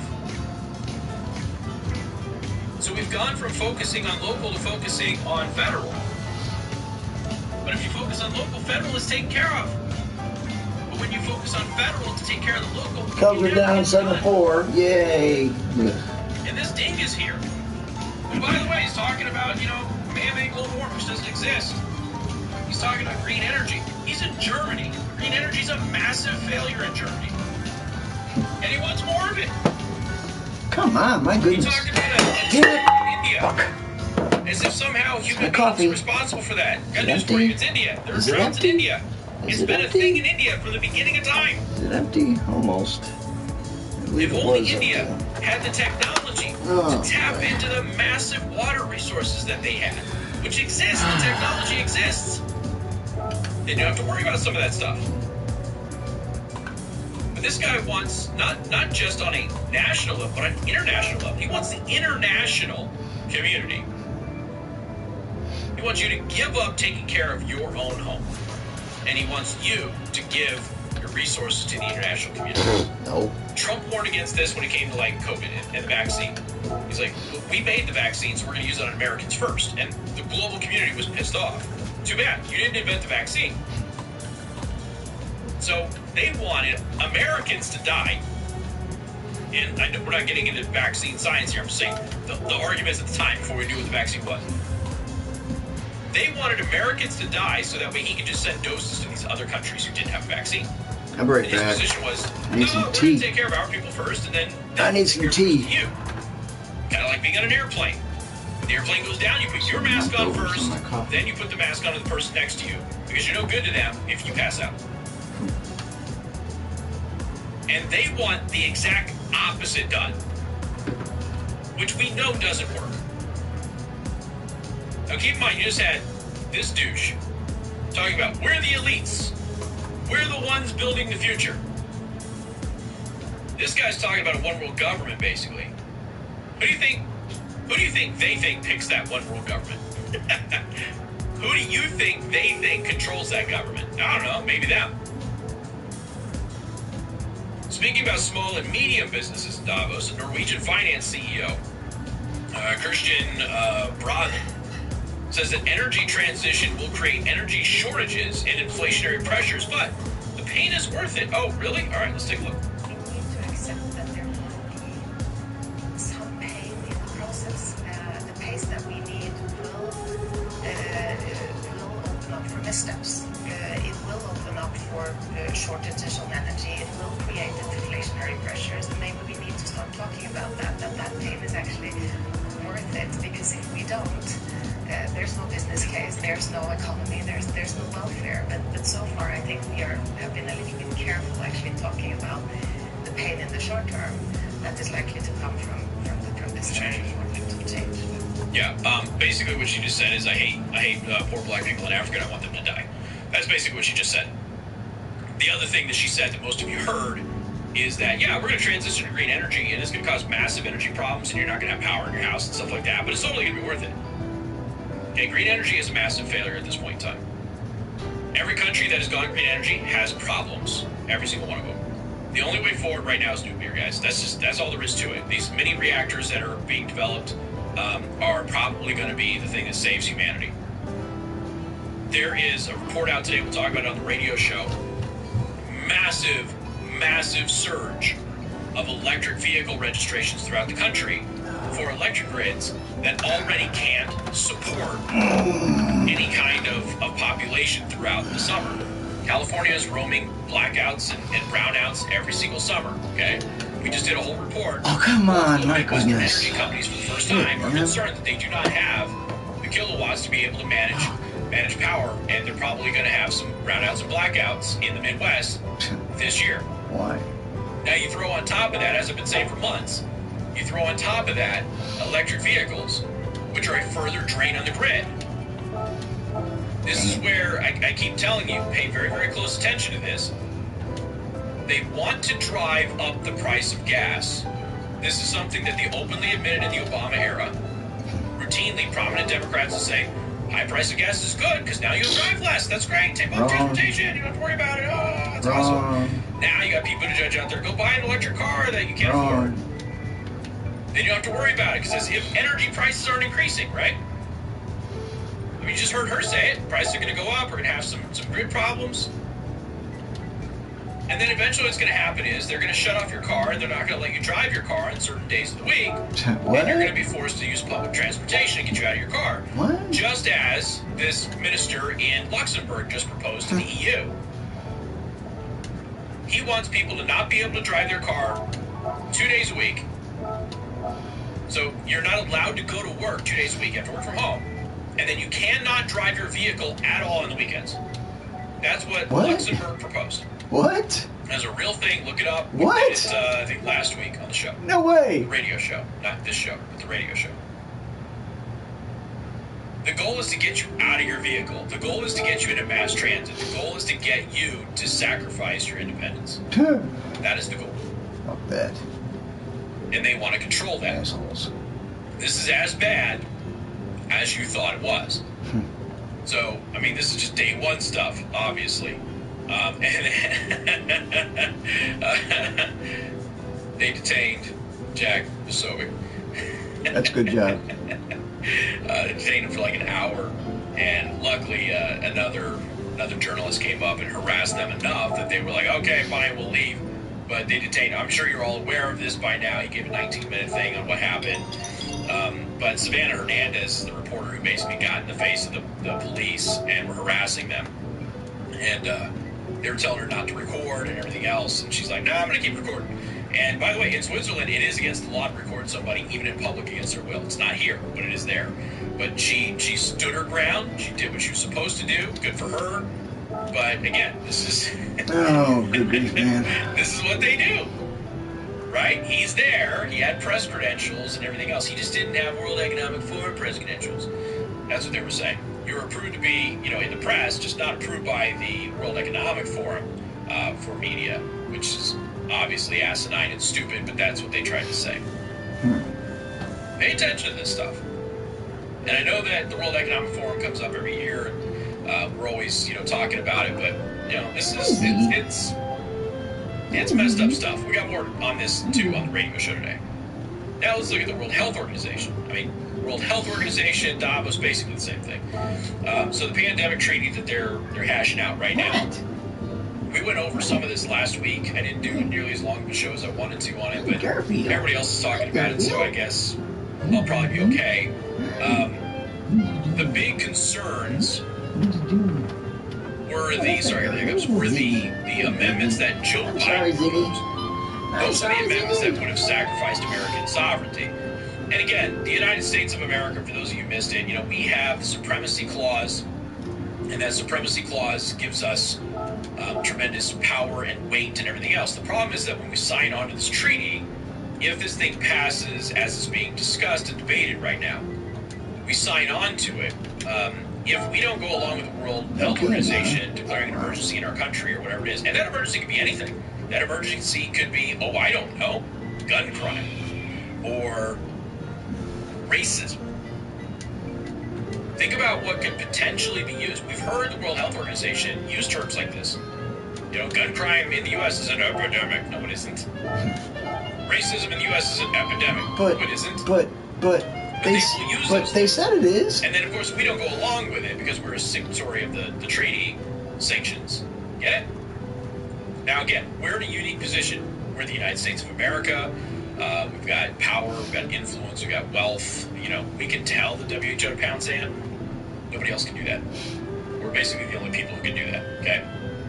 So, depends on who the president at the time would be and whether or not they'd adhere to the WHO nonsense. But is it going to be a Trump or is it going to be a Biden? We don't know. So the draft treaty places the WHO at the center and solidifies the WHO as the directing and coordinating authority on international health and gives it sweeping, legally binding powers to force member states to adopt many of the censorship and surveillance tools that were imposed during the COVID pandemic. Now, some of the stuff that's in here this is where you start getting surveillance society stuff, okay? U.S. Postal Service is doing a whole biometric data gathering campaign right now that they're going to make available to all agencies in the government and that sort of stuff. So, we'll talk about all that on the radio show today. In the draft treaty, which is being debated now through the 28th for the vote, international vaccine passports and contact tracing. Member states, meaning any nation of the 194 who signs on to this treaty, will be required to support the development of standards for producing a digital version of the International Certificate of Vaccination and Prophylaxis. Okay? This is basically the WHO's vaccine passport.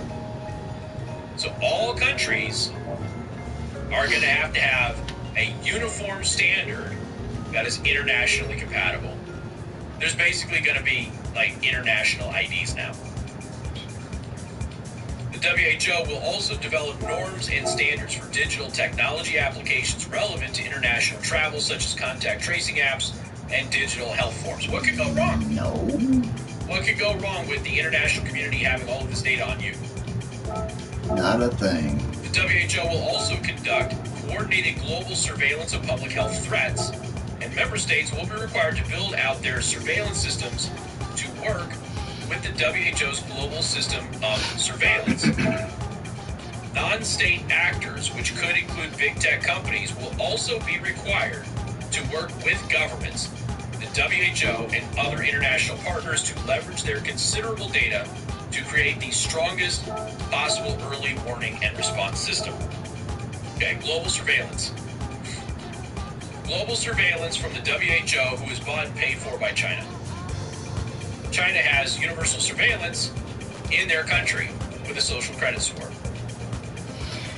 Okay, so What could go wrong? there's some settings here I found in another Reset, YouTube folks. video. Great. Reset. Addressing misinformation, disinformation, and too much information. Oh, God forbid. God forbid you have too much information, guys. Okay, The draft 99. treaty pushes national and global coordinated actions to address the misinformation, disinformation, and stigmatization that undermine public health, such as telling people that, ivermectin works, which it does, hydroxychloroquine works, which it does, personally use it myself, and all of these other treatment methods that are effective, and just pretending they didn't exist. Remember, the WHO is basically as responsible for the pandemic as China. WHO knew in December of 2019 that this virus spread from person to person, 40. yet all the way through the middle of January 2020 told you it couldn't, while China allowed international flights. 350, WHO did 45. that, and they think that they should control global pandemic response. Always remember that. They're responsible for the pandemic. Member states will also be required to strengthen their approaches to infodemic management, a term coined by the WHO. Bring in the Too much camber. information, including false or misleading information 1.5. in digital and physical environments during a disease outbreak. A perfect example of what this is when the CDC finally got it right after doctors have been writing We're the going CDC to kick saying, out "Hey, the look, back to COVID is 2.0, airborne. which It's time that you tell bring everybody the- that COVID is airborne." And the CDC said, "All right, you're correct. The CDC published data on the CDC website 10 and that COVID is an 5. airborne virus." The World Health Organization called the CDC, and then within 24 hours, the CDC pulled that information down from the website. So the CDC deemed that too much Pull out the information rear live, end. because everybody knows an airborne virus cannot be filtered with a mask. Your cloth mask, your surgical mask doesn't mean anything, won't work, period. And the 5. WHO wanted people to keep wearing masks.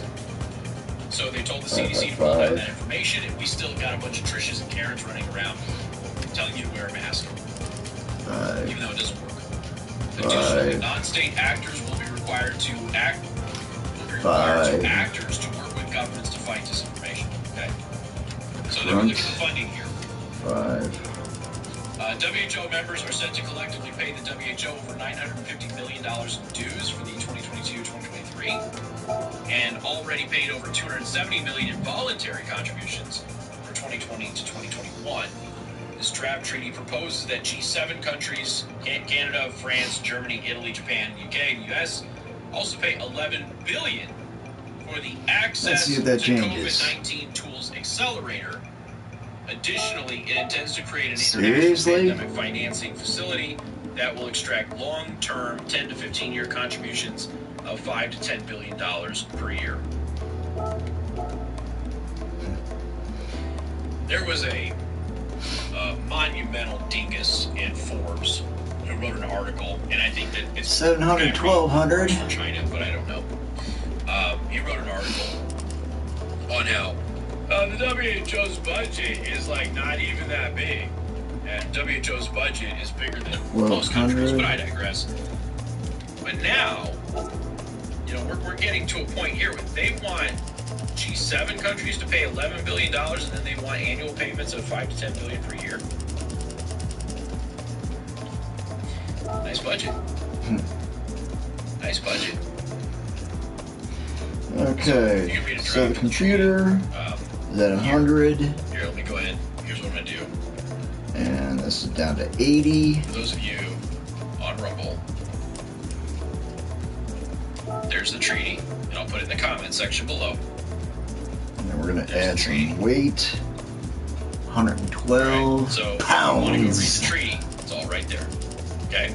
You can go take a look at it Or right is it now. kilograms? But again, Which this is is the it? draft. Pounds or They're all kilograms? negotiating all of this Where does it stuff say? and everything else. So, and remember, this is a legally binding. Where does it say? Pounds or This is not kilograms? just a, oh yeah, we're going to give you lip service. It's a legally binding agreement that has repercussions. Or is it some made up pay attention value? to that. People who tell you that this isn't going to be, a bad thing, Or is that it there ballast isn't by any your risk car? involved, are lying to you. As Or they don't well know. as. I assume that they're just not being honest. Alright, so again, pay very, very close attention to this. It is as bad as you thought. We have a lot more today on the radio show. before we go, I'm a little bit late, so I'm going to cut this a little short. 2.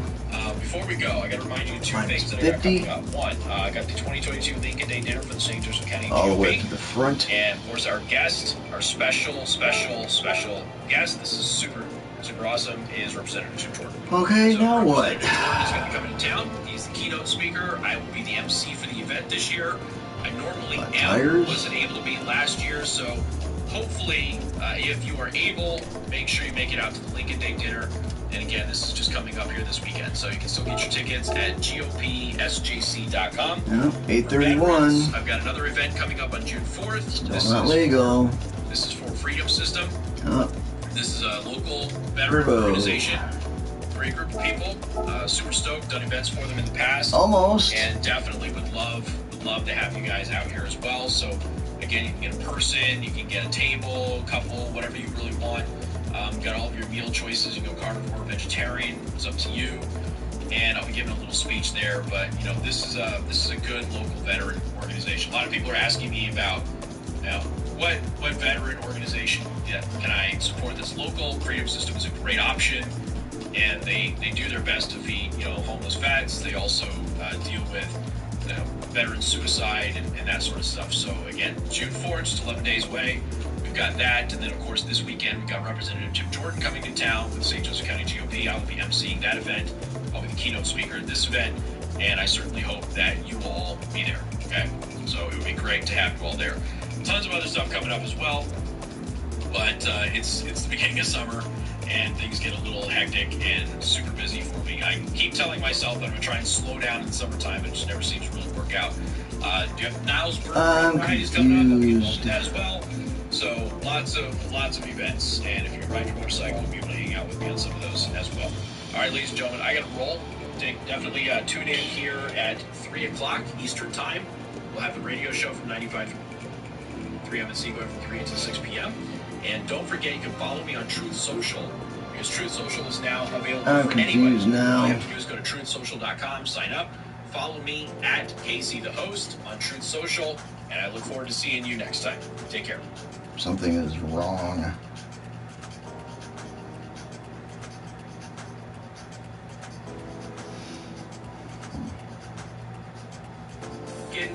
Who had the highest approval rating among his own party of any Republican in the modern era, including Reagan? Really? The champion?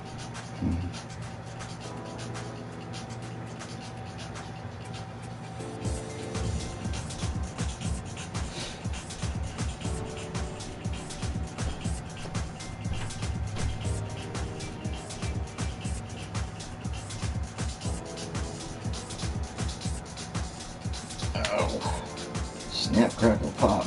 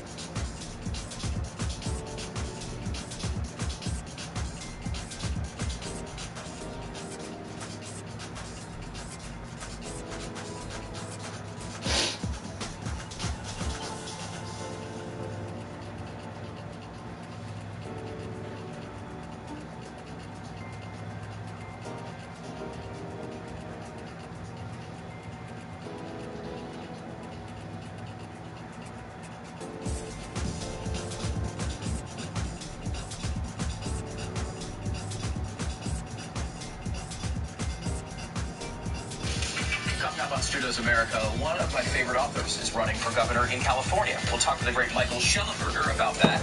Gas prices have hit a new national record. I will tell you which one. Okay, I need to find this on YouTube.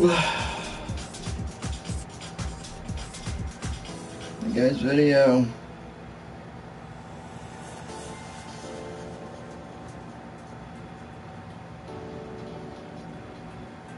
Why choose proven quality sleep from Sleep Number? Oh, get out of here.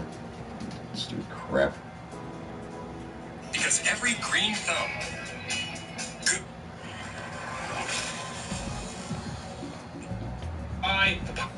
Suspension, make sure you go from in to out with the 5. Doing them setups, the differentials are changed. The transmission, suspension, make sure you go from in to out with the 5. Doing them setups, the differentials are changed. Yeah, it is. The transmission is actually normal, not for racing. So this is 8, brake all back down to 8. When it's fixed in front, 112 kilos, and then the downforce has changed to minimum maximum to the rating. So the pressure triangle, that's 800 right there. Right here we got those, and then the downforce has changed to minimum maximum to the rating. So the pressure triangle, that's 8.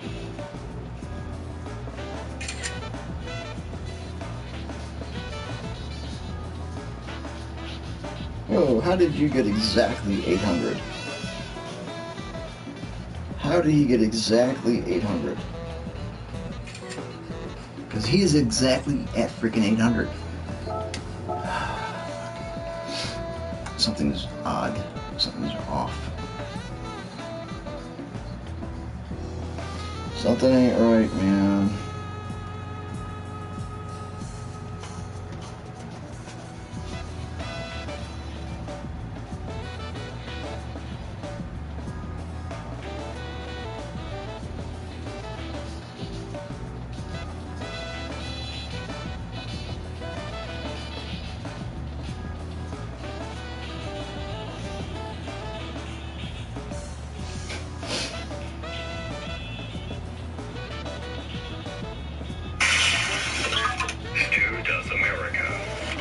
Joe Biden's Senility Now leadership, which, by the way, you can get the Senility Now t-shirt at studosmerch.com. If you use the code STU10, you can show all your... Trying to find the setup.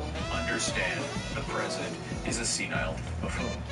But his leadership is just more and more bizarre by the day. I mean, we honestly... How the fuck did he get exactly 800? A gap triangle of emotion, thinking we'd use it once or twice. We can use it every single day. Like, for example, watch this. I understand. All my shit's exactly the same. Lower the cost for everyday things. 90-90, 5 and 7, 30-30, And that would have fundamentally changed the 40-40, 350, 405, 1.5 and 2.0, What? I 10 understand. and That's why 05. I've got a plan to lower the cost for everyday things that make most people who work to have, who need, and Okay. that That's set up exactly the fundamentally change same. the standard of living if we just made things more affordable. These are like he just throws these words there. Like again, like that one I would say is more on the sad part. 1200, 700, Triangle of emotion. I mean, it's a little funny as well. Kind 112 and 50. but mostly just sad. And that's The only damn difference is the in our transmission. country right now. Under President Joe Biden. The whole thing. Seriously? It's also scary. That made the damn difference? The whole Wow, situation that's is just crazy. Pretty sad. That's crazy. I wouldn't even do a triangle for this one, but you could have easily That's utilized nuts, it with Joe Biden man. talking about inflation. And I agree with what Chairman Powell said last week, that the number one threat is the strength, and that strength that we built is inflation. The strength that we built is inflation. Here's the problem. Okay. I don't think that holds a gap. Wow. I don't think it's on the gap triangle of motion because I think Alright, he so kind this of means bugger's it. exactly He 800. has this weird thing that he Get it thinks on. he's going to do to convince the Let's American get it people on. inflation is good. He first told you it didn't exist, then he told you it's transitory, and now he's telling you it's good. And then he was telling you, I think something about squirrels that he believed were in his hair. That was a different part of the speech, but just as powerful as the others. Look, the economy is in real trouble right now. I was talking about this with a friend of mine, you know, follows this stuff closely.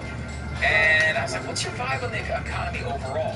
And he said, look, I think we're in for really rough times. I mean, look, we're gonna come out of this eventually, I hope.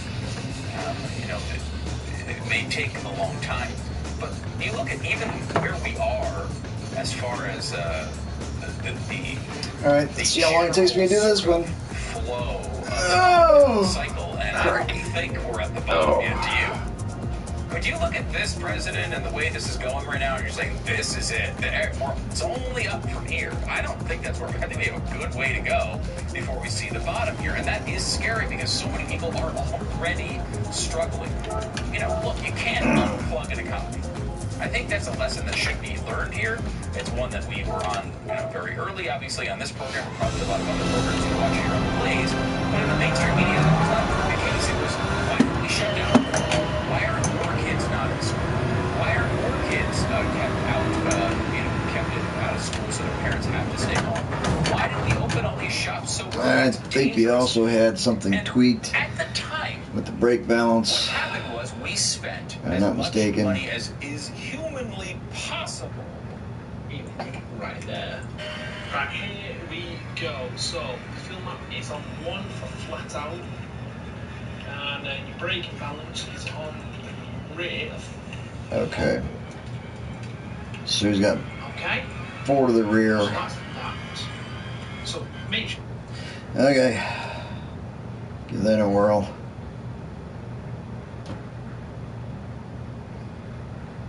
To try to offset this and basically, you know, blur out all the real problems that we're going to have when you unplug an economy and turn it off for a period of time. And you can do that. You can smooth over the deep drops and make people not get paid right away. But eventually it comes back and you do feel it. We had a show, I want to say, I don't remember the date, but it was something like in April. And this show, I want to say it was April 2020. And we had just kind of had this first mini sort of buyout package. And we were talking about doing another one. And I did a whole show on, hey guys, like, how much money are we going to spend on this? Like, I understand we asked everyone to kind of stay home for a couple of weeks, and you can't really do that without filling in the gaps at some level. I understand the argument here for this first racing package. How naive I was. I wound up doing, I think, 1,000. And, you know, look, it was... never a good rotation. Damn. Presidency when he spent something like $3 or $4 trillion on COVID.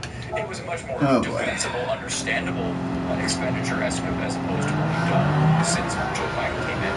But I mean, we're at a point where Joe Biden had his own advisors saying, hey, don't do this. We do not need to spend another $1.9 trillion.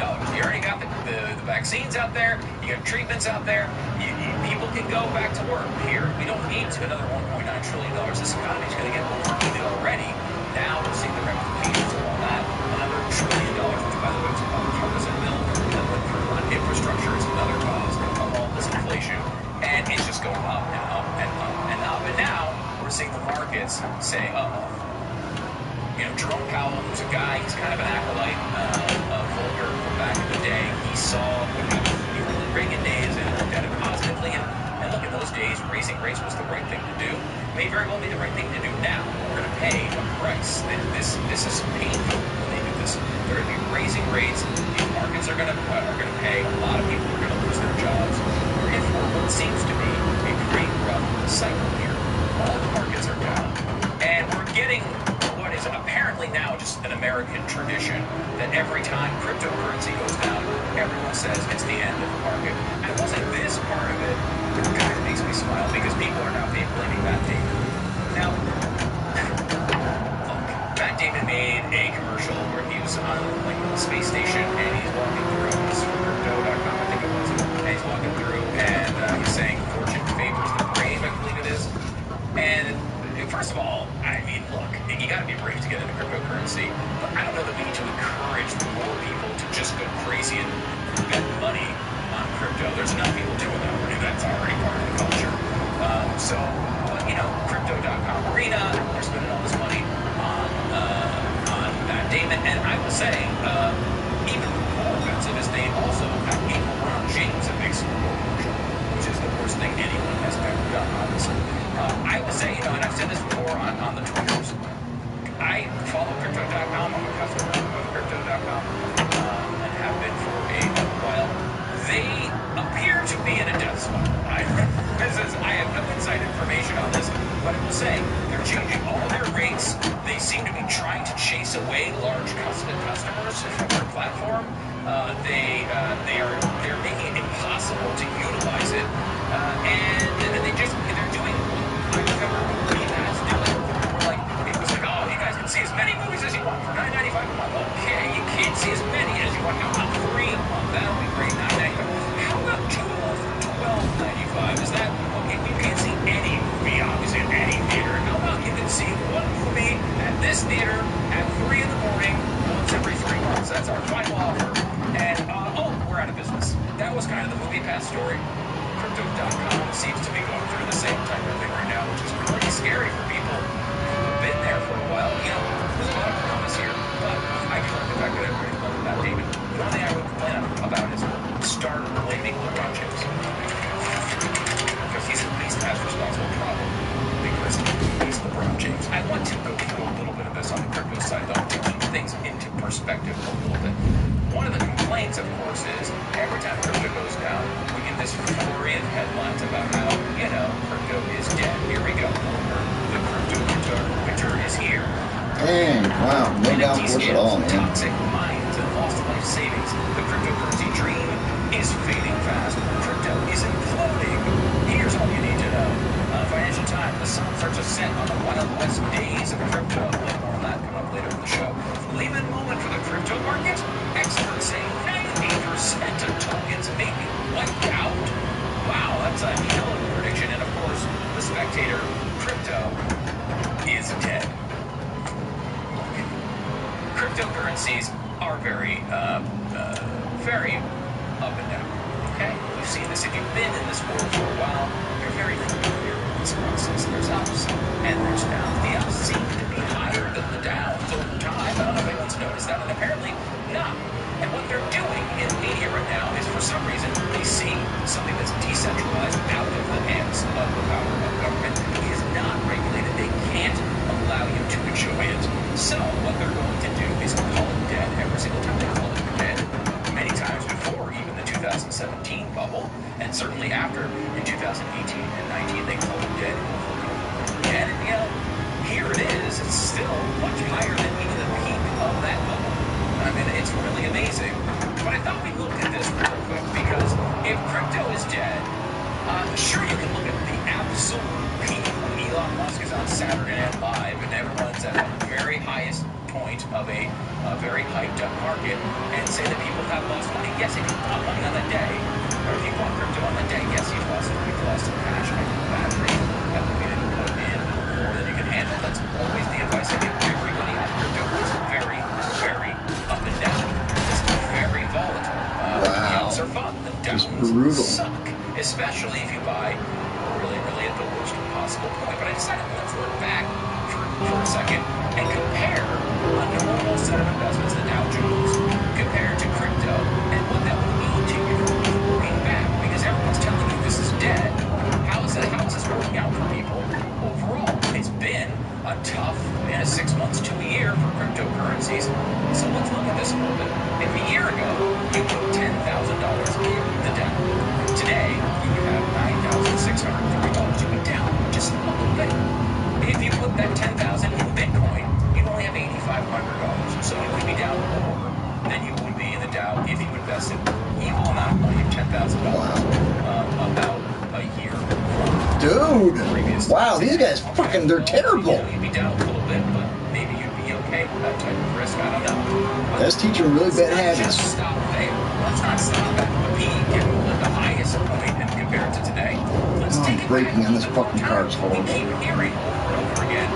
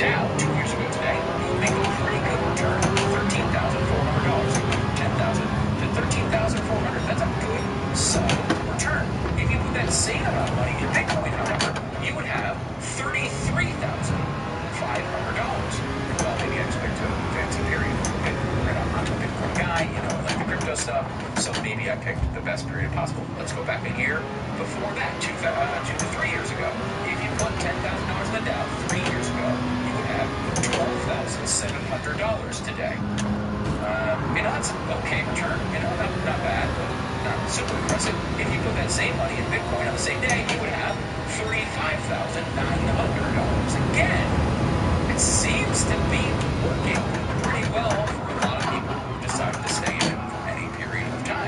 How about 4 years ago? Let's go back to 4 years ago. If 4 years ago you put $10,000 in your down, you have $13,300.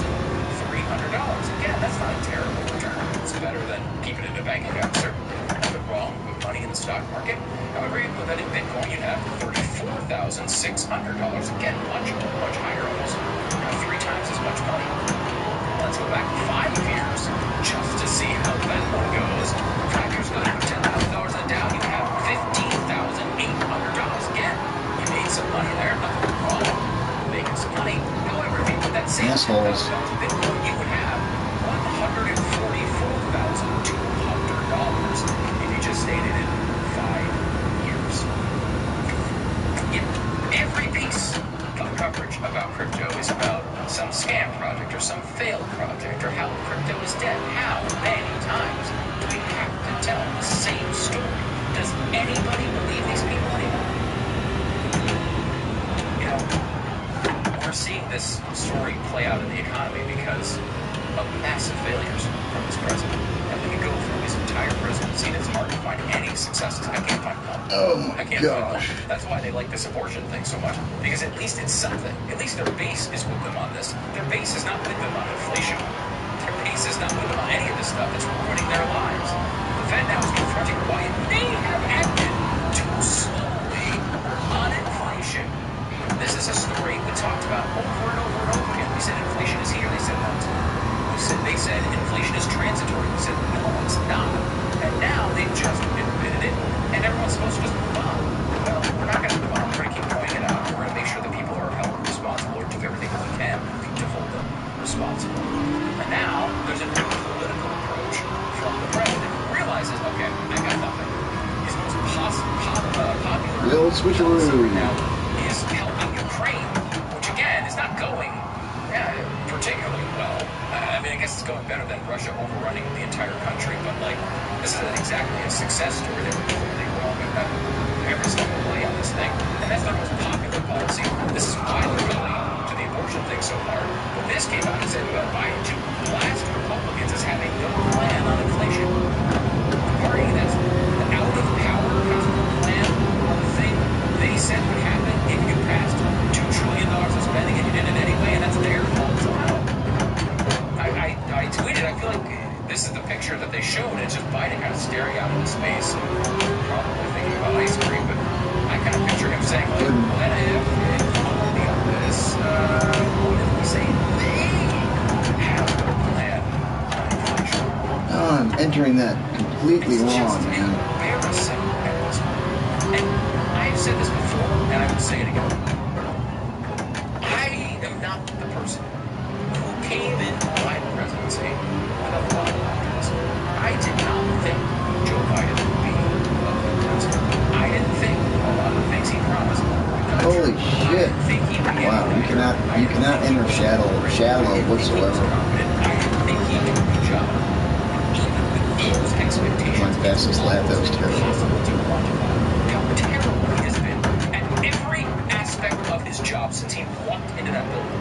It's incomprehensible to attribute this to some sort of incompetence. I don't know.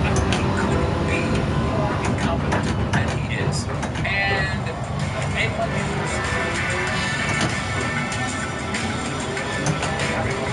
Let's go back to the studio. He's the executive director of the CO2 Coalition and author of Inconvenient Facts, Science that Al Gore doesn't want you to know. So Gregory, you should definitely check it out. Gregory, happy Earth Day. Oh, imagine I was speaking this morning at the Earth X convention, Earth Convention Center.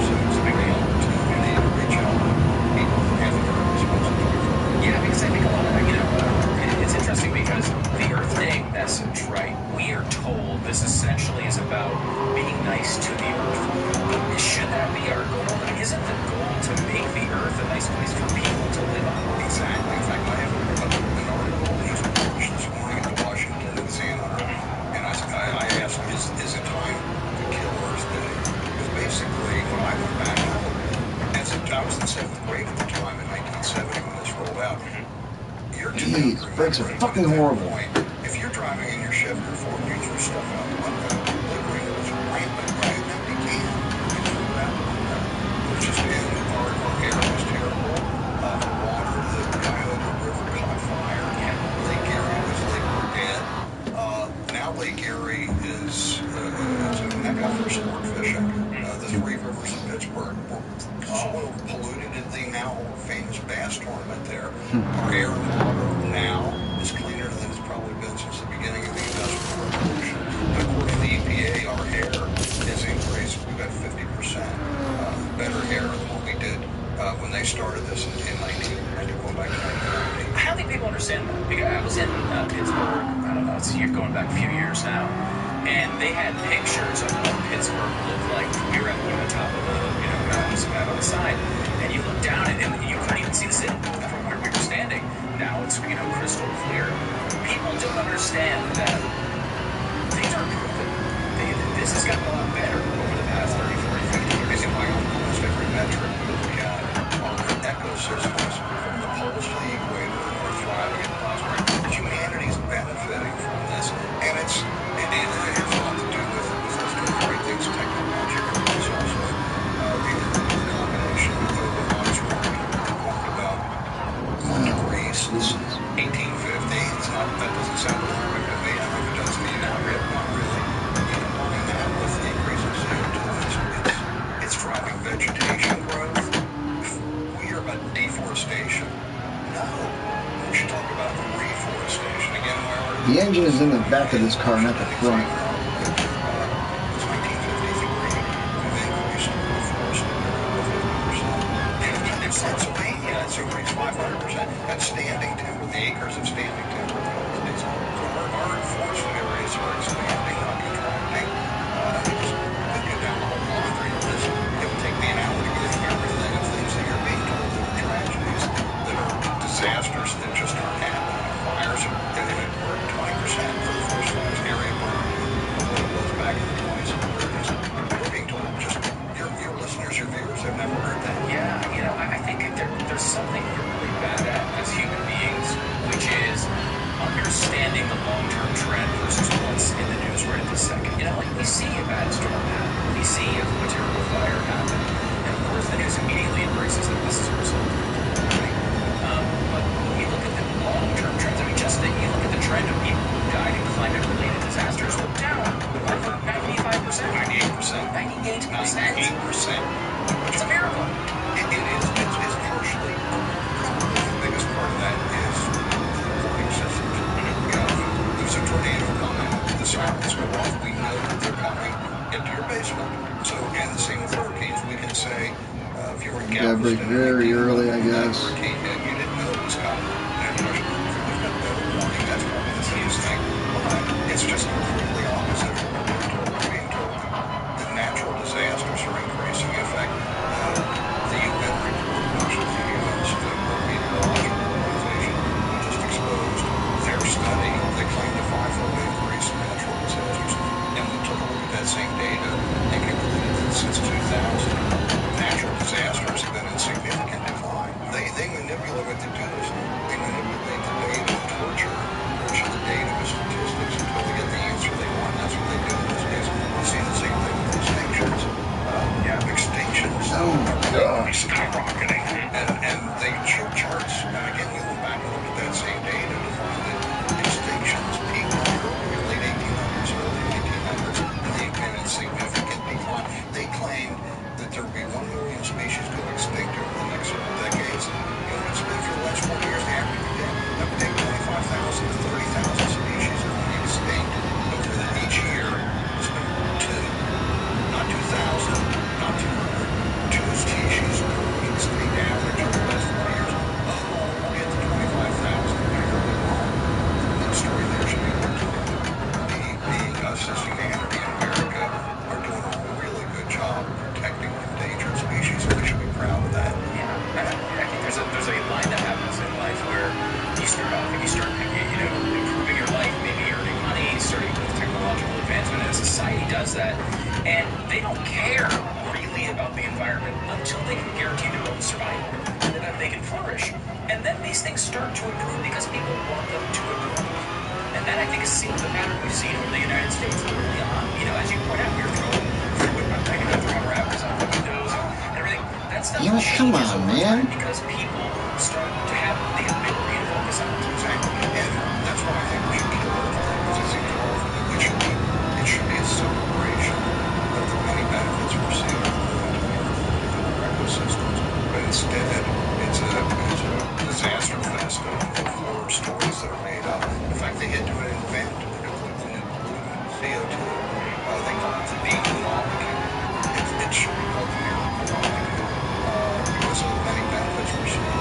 Again, the quality of life, but then all those other factors that accrue and benefit from that increased vegetation that we see.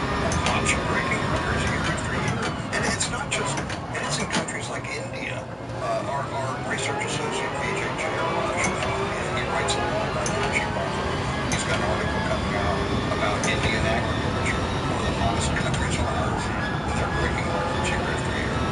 These are good things, you know, and you plot the CO2 in the atmosphere against, you know, age expectancy and population growth, and what you see is a real correlation there, and causation is part of it.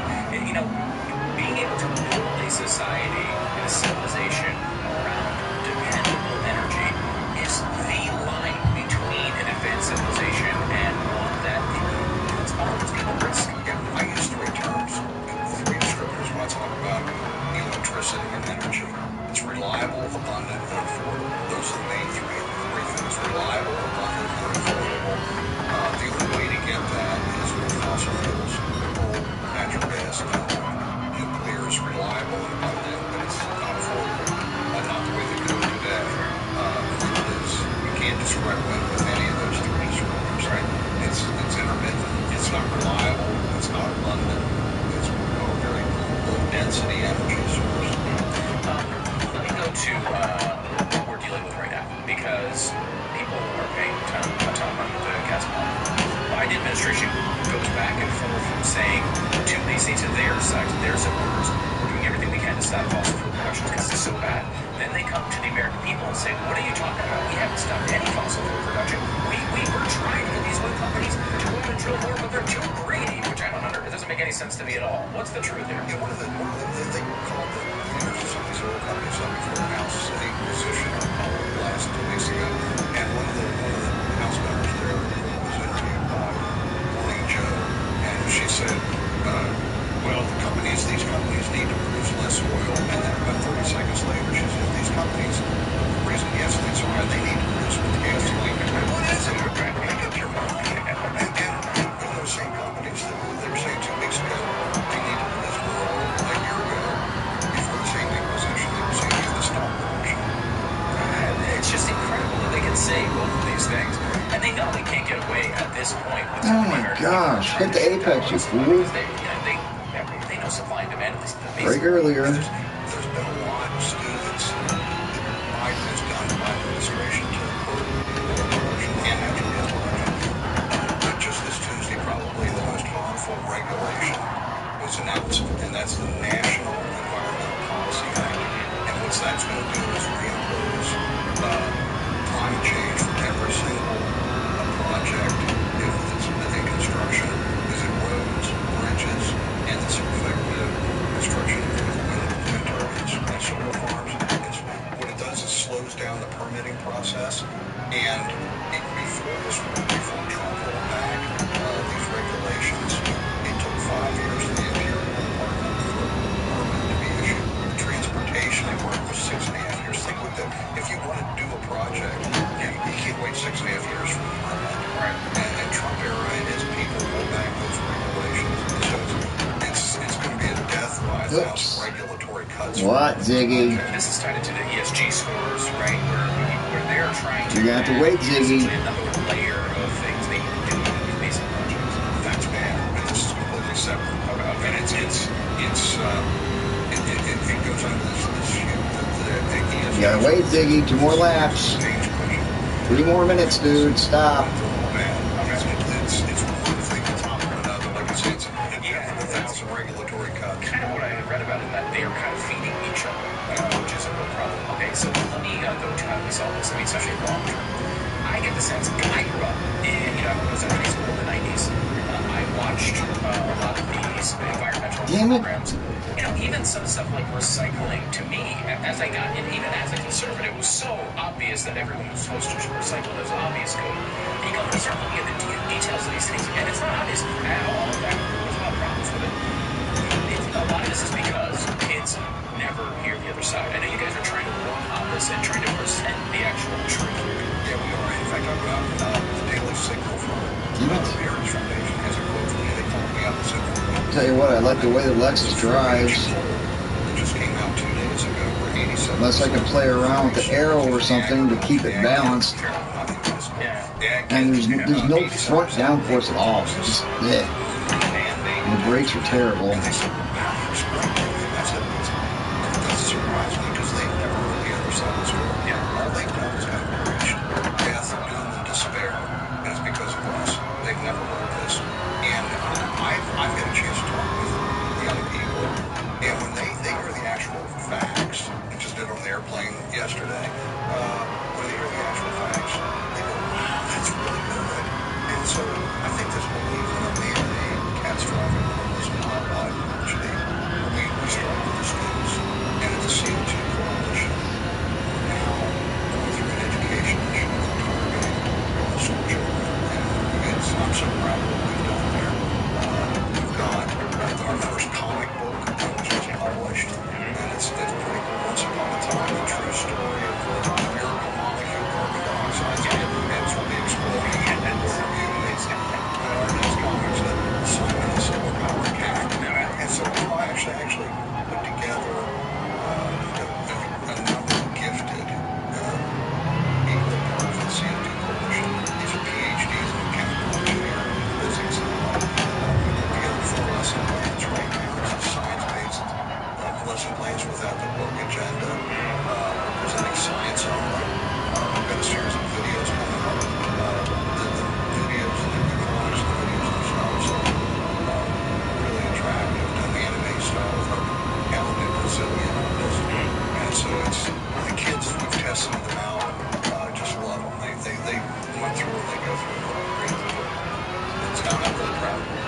And it's important to reach the school children with the true information. Yeah, because I think, people maybe on the right side of the aisle have focused so much on universities over the years, which is great. I mean, there's a lot of problems there, but you can't abandon K through 12. You're seeing the effects of that, and once they get to university, a lot of them are already rooting. Think about it, unfortunately. They've already gone down this road, so these things are doctrine to them, and they can't understand that there is another side. Yet none of them would choose to live 40 or 50 or 60 years ago. None of them would choose that. They want to live now. So, 25 minutes, yeah, save like 2 minutes. Exactly. They live in the best Save 2 of minutes. times, not the worst of times, but they're being told to live in the worst of times. And man, these kids actually do believe they're not going to. Oh shit, it's trying to laugh? Oh. 20-somethings are electing not to have kids. They don't want to bring kids into this world. That's terrible. And again, if we look at the actual science facts and data, it's just beyond belief. Like I said, if the Earth's ecosystems are thriving and prospering, you see that through. I like to talk about looking through Earth's history and human history, finding other warming periods that were warmer than today were hugely beneficial for mankind. Klaus Schwab, one of the great empires arose. Life was good, and it was the cold periods when it started getting cold. It were just horrific. That led to crop failure, mass depopulation. They've been the names of the Greek Dark Ages, and the Dark Ages for a reason, because there wasn't much written during the first great civilizations, whereas during the Bronze Age, the Hittites, the Babylonians, the Assyrians, and then all of those empires crashed within about 100 years. This was the late Bronze Age collapse, and it was a sharp decline in temperature probably led to that.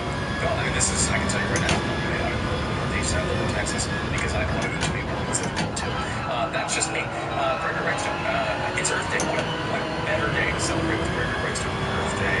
The book is Inconvenient Facts, the science that Al Gore doesn't want you to know. Also, where can people get the comic book if they want to? It's been published. We've got 5,000 delivered. We're working on a delivery system right now. Okay, so keep an eye on what's up. After the series of 4 phases of package set. Stu does America. Okay. Have you ever had a moment in your entire life? I think we're gonna go ahead and cut the live stream there.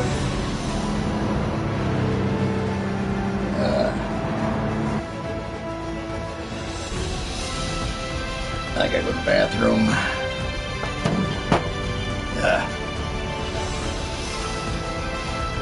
Okay, what is my total time? 27, 29.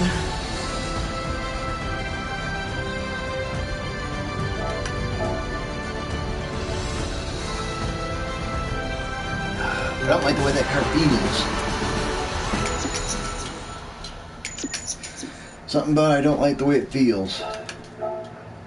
I will be right back. I need a pit stop and hit the head.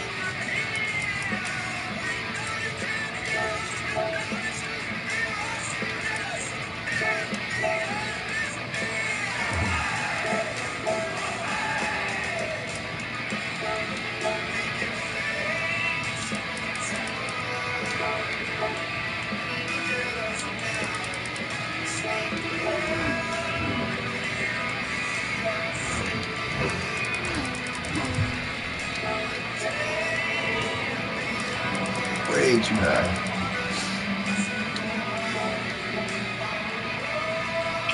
Really? That's stupid. Hey, Garfield, you should be upstairs.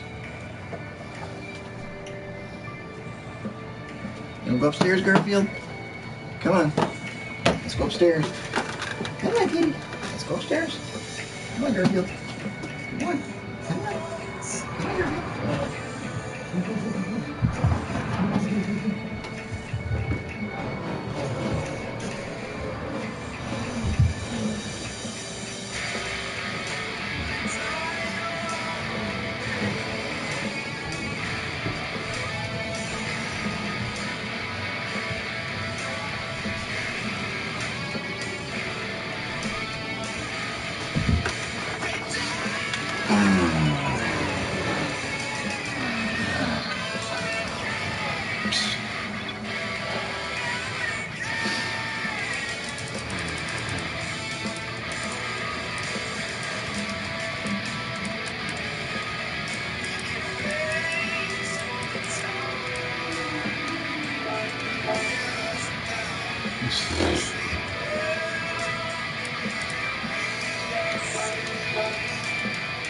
Here we go. More fucking shenanigans. More shenanigans.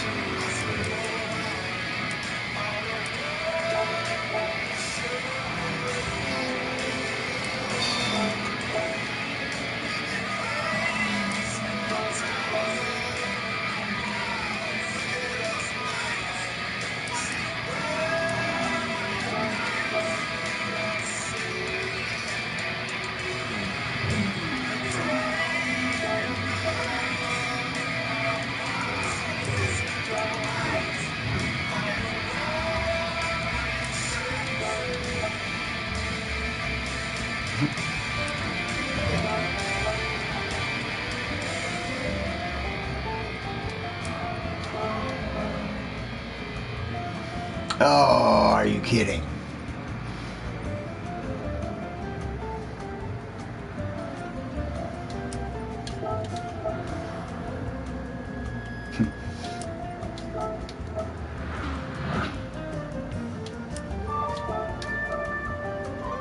That is so bizarre.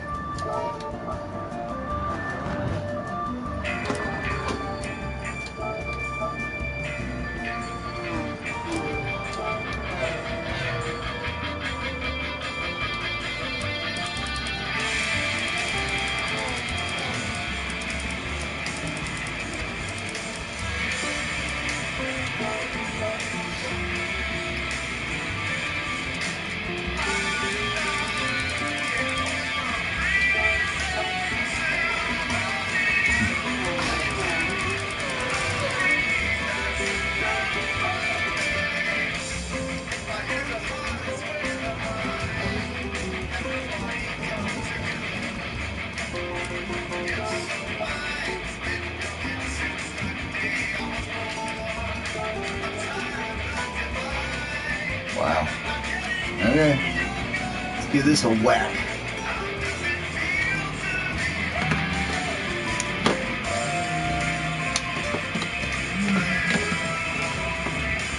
Oh, come on now.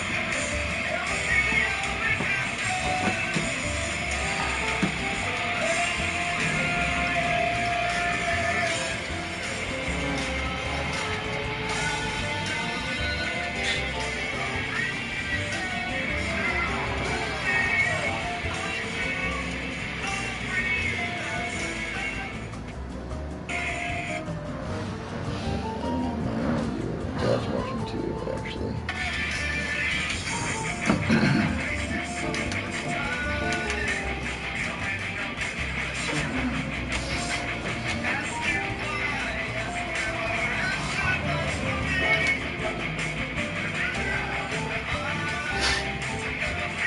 Looks like I could run mediums with the Lexus.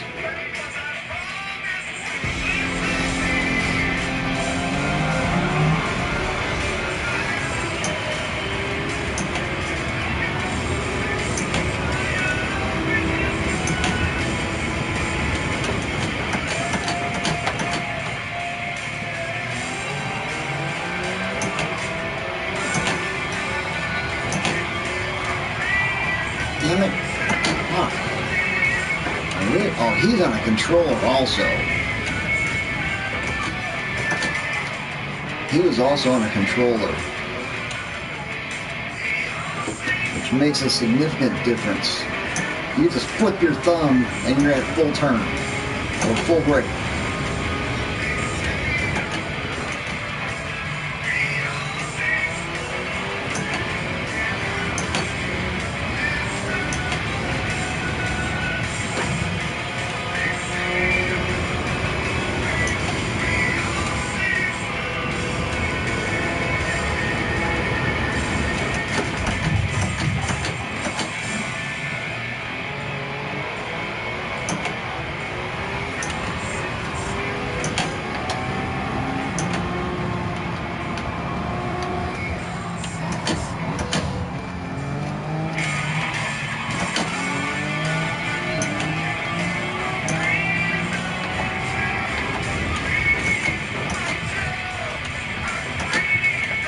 Oh, it's so awkward.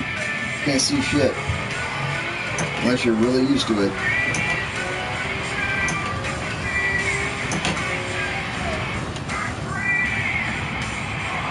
I'm not ready to go wide open through there yet. Especially not in that gear.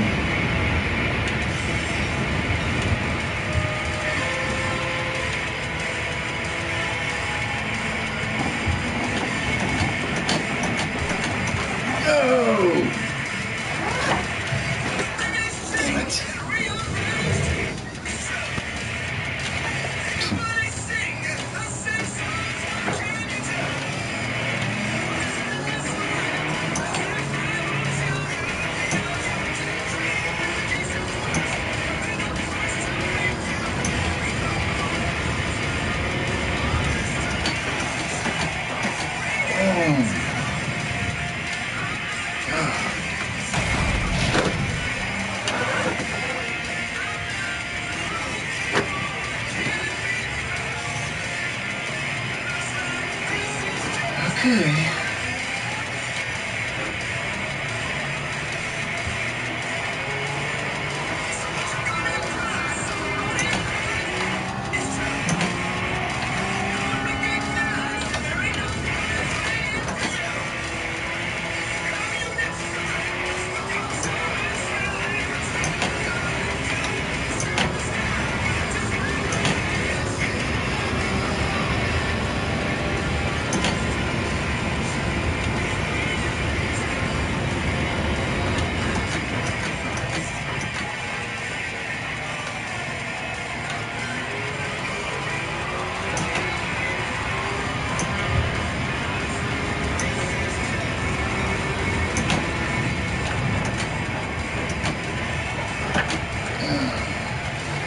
I can take that turn in the Lexus in fourth gear.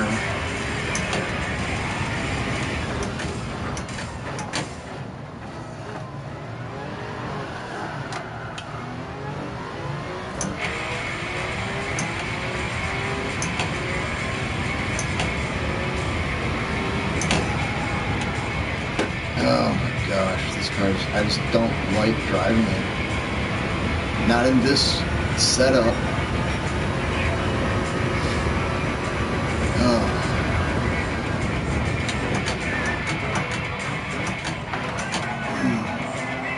There's got to be a better setup for this, probably a GT Planet. You could always ask or search. And go off anyway.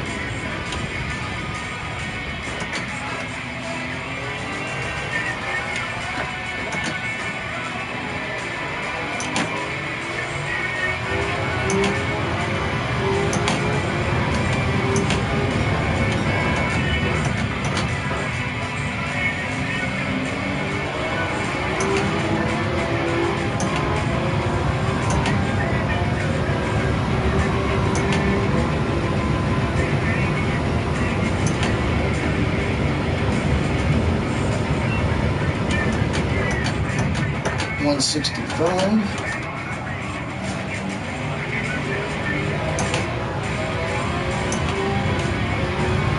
I'm going to start nailing this turn. I didn't have this much of an issue with this turn in the Lexus.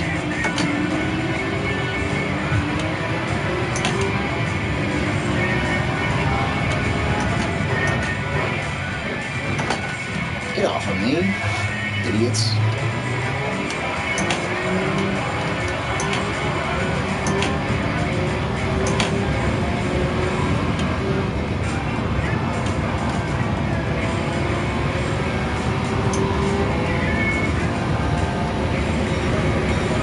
Wait, I did buy the turning thing too, didn't I?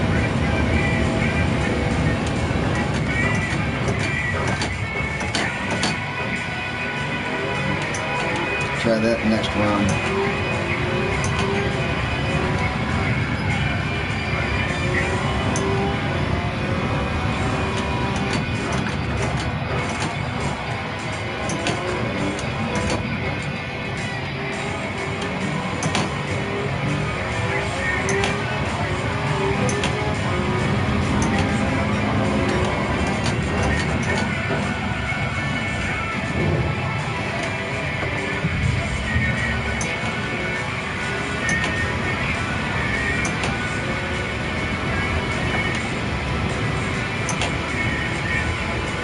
Be able to do that without looking.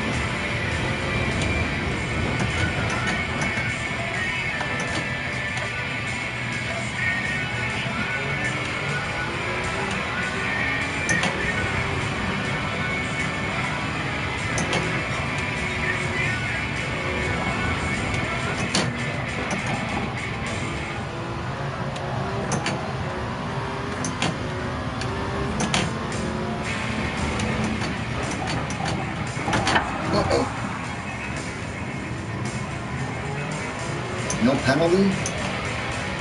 He was ahead of me anyway. Fuck you.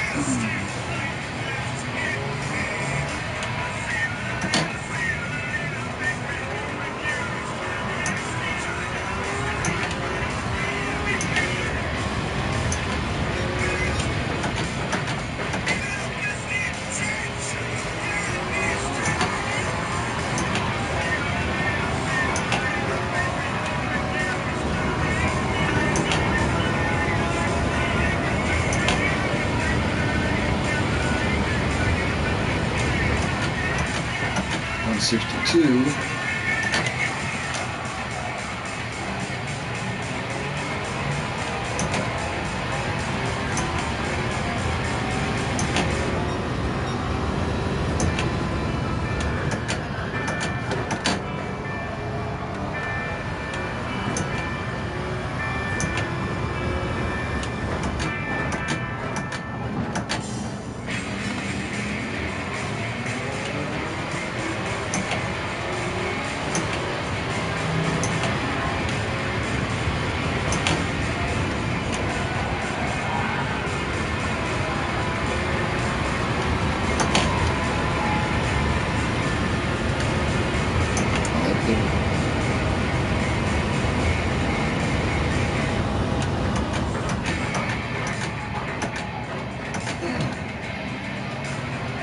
Eat.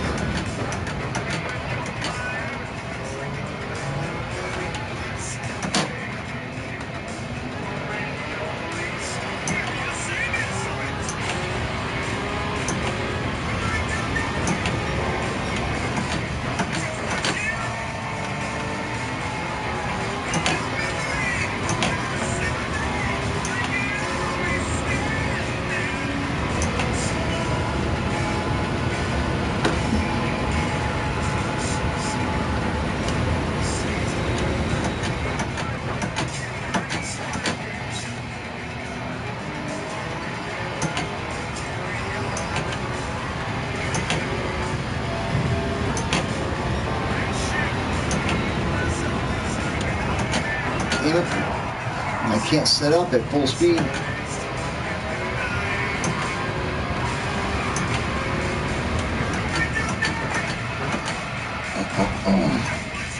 Tires are going away. Time to pit.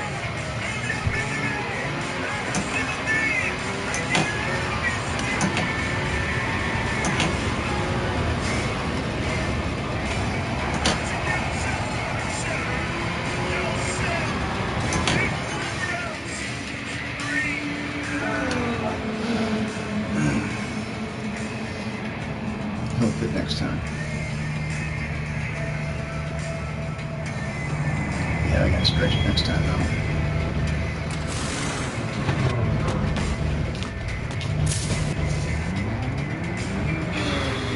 Put it a lap too early. Just don't like the way this car drives. Not in this form.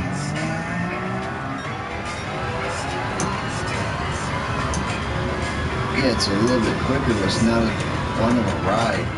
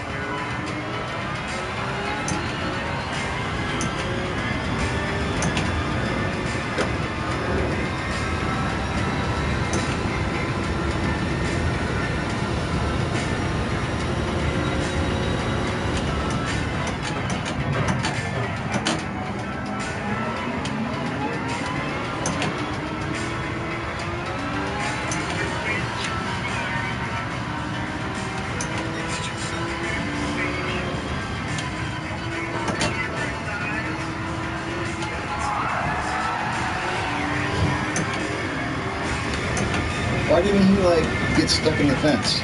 Like I would. Oh, now the brakes are shit again.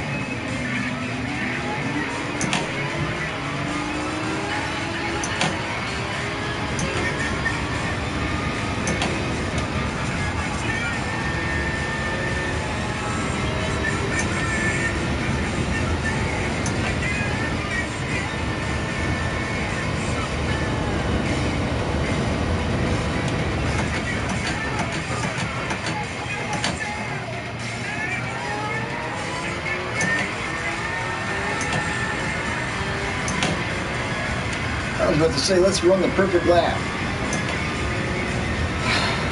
Botched it right there. Oh. I gotta figure out how to go fast on the short course.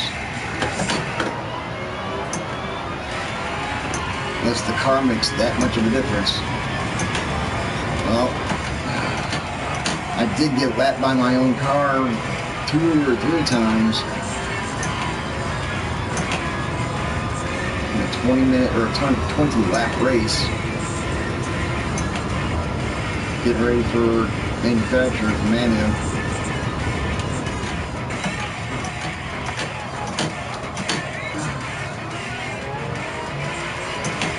Gotta practice that this week.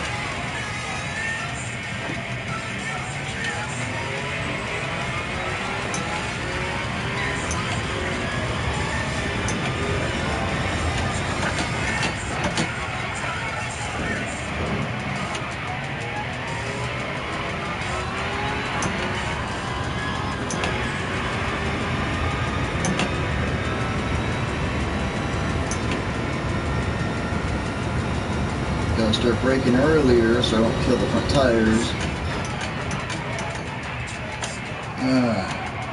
And put that brake balance toward the rear. Try to. I might have a 3-pit rate or 3-stop race. I don't know. Hope not. Fuck.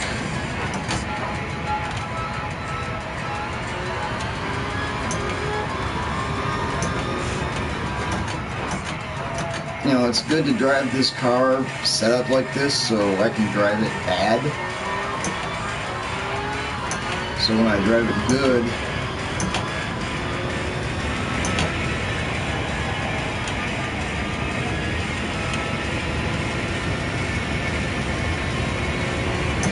it'll be a lot better driving it how it's supposed to be.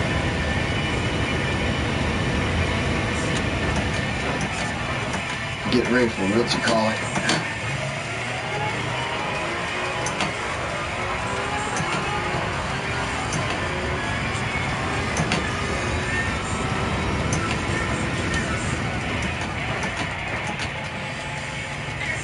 For the Gazoo Cup. For the Gazoo GT Cup.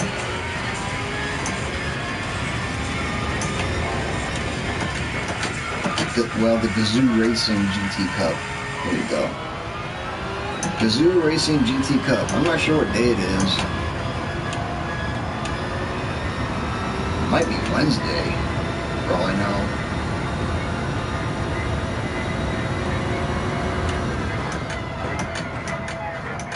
I've got to start getting better. These guys are so fast.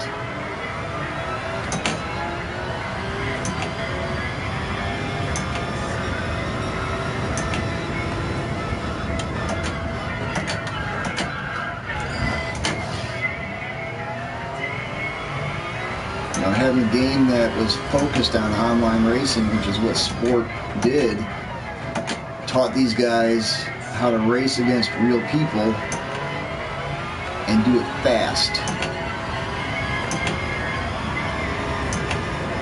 And be fast.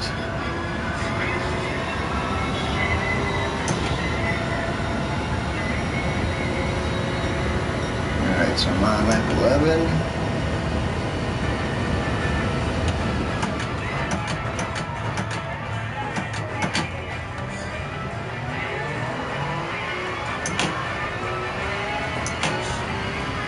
I can't really reduce my speed if I'm gonna do another stop. I really don't want to be running out of fuel and tires the last 2 laps. It's not fun. So if I'm gonna do a double stop, I need to get my ass ahead.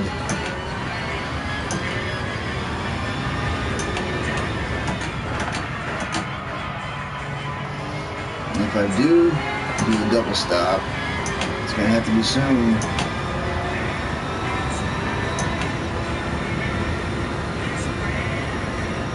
Like this lap, perhaps.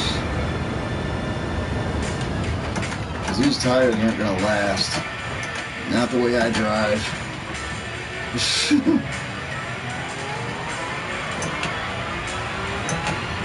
I need to learn how to do that too, to conserve tires.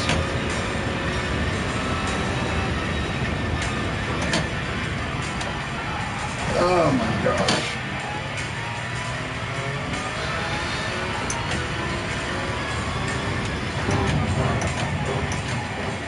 I'm gonna pit now. Yeah, I'm at a half a tank. My tires are about half their life. So yeah, pitting now would be a good idea.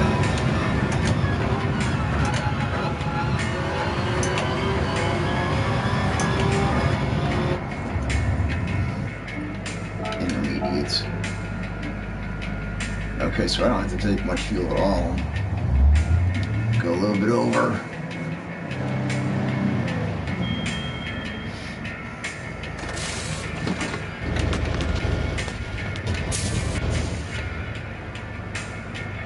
Oh my gosh, that's way over. Pay attention, stupid.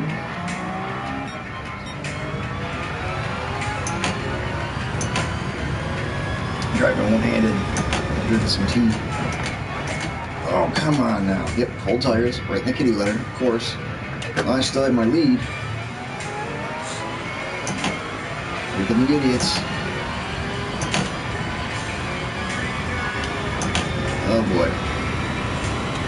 Alright, so let's see if catch-up is on. Let's see how hard he tries to get around me.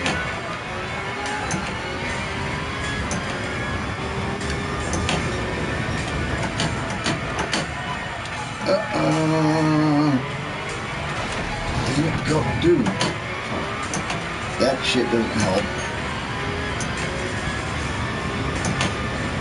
Alright, so I'm guessing it's going to take a lap for the tire to come in, which is authentic. Some people say it should take more, but in a short race,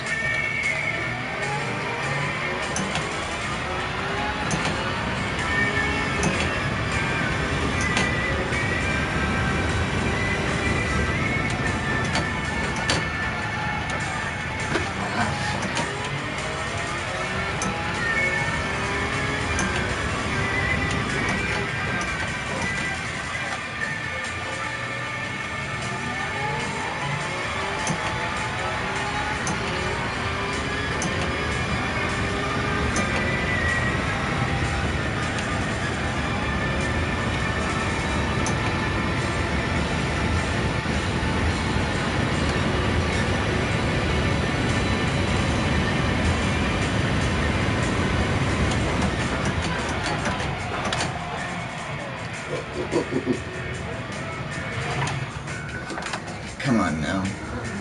Go.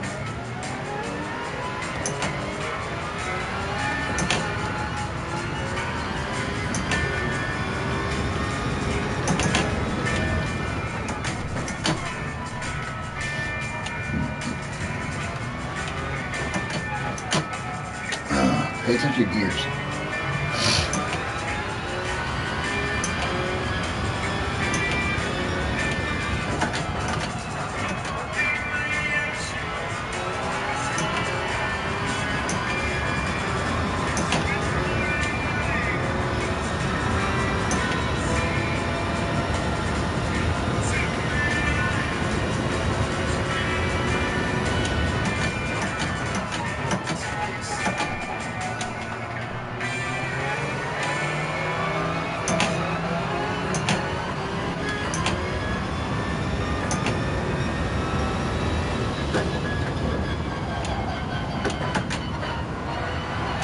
Oh, can't.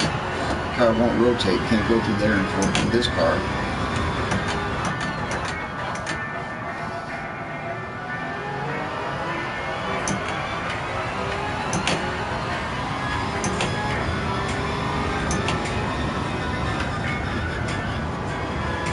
Whoa! That sucker falls over. We're all gonna be dead. It's not the fastest.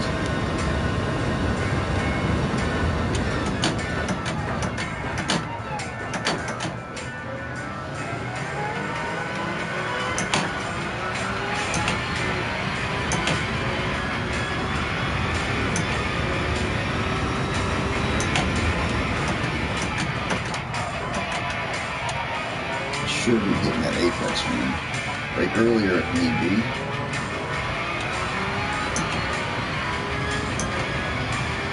I can't read my lap times over on the right side, so I don't know what my fastest lap is, and I can't tell how far ahead I am.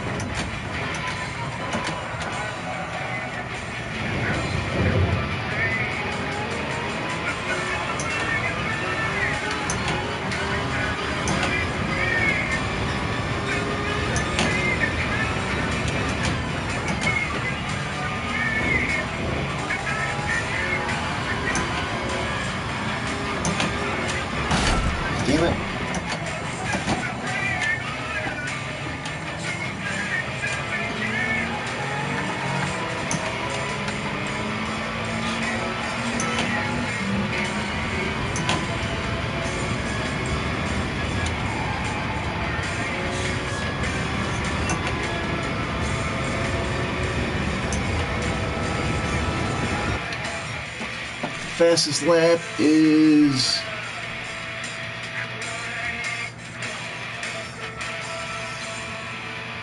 143. No, 142. 142.8. That was fastest lap.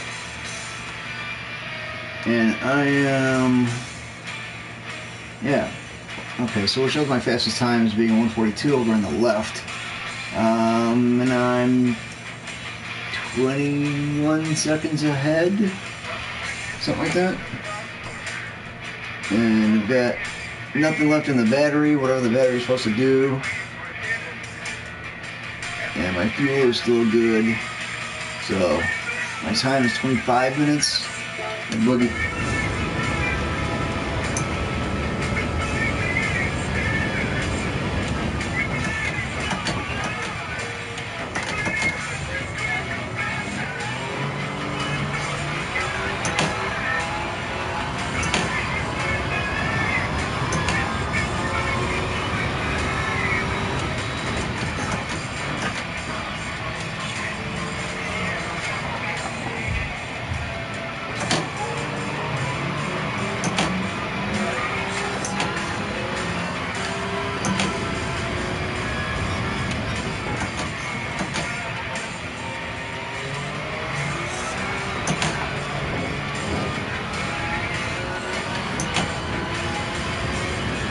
Why was that kaboom so late?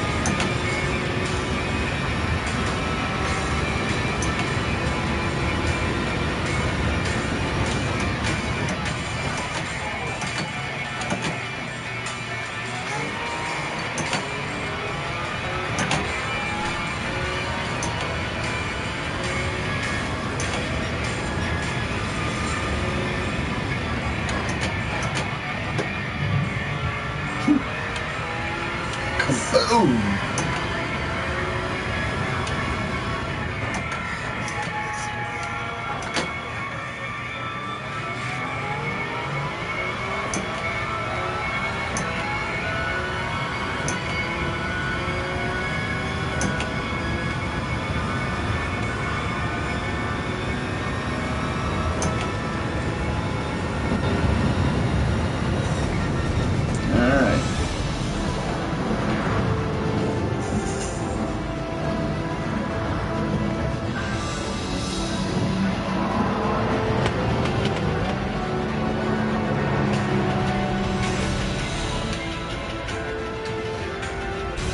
Seven and a half minutes.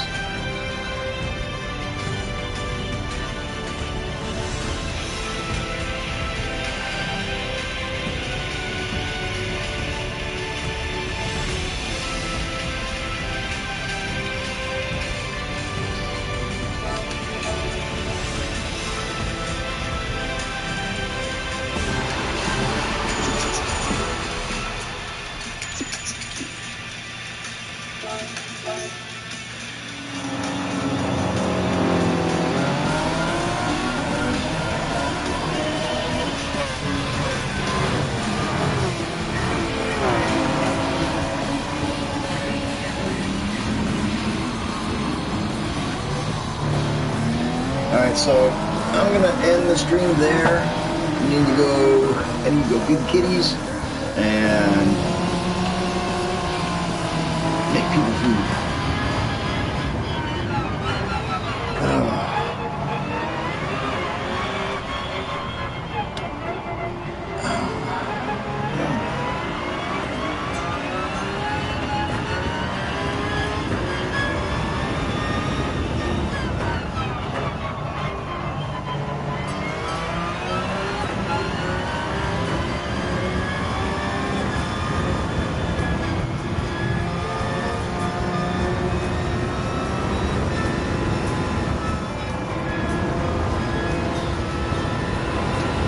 Carbon fiber on the interior, just gorgeous.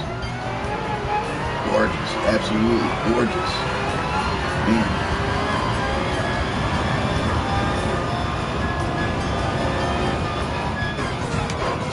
Yeah, so if I grab a DualShock 4, grab one of the sticks, wow.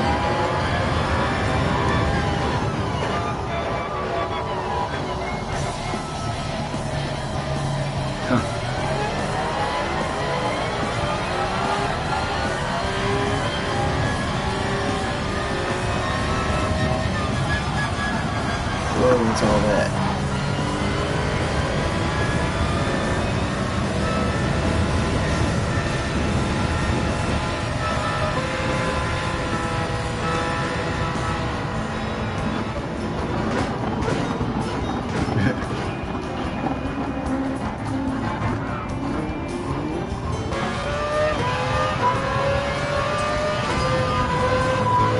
What is a flipping mirror? Oh, shit.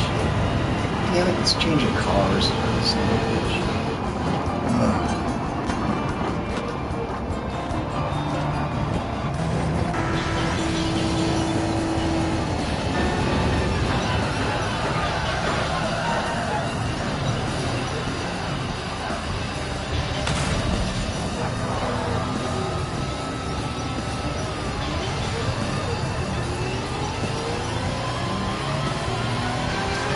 What did that say?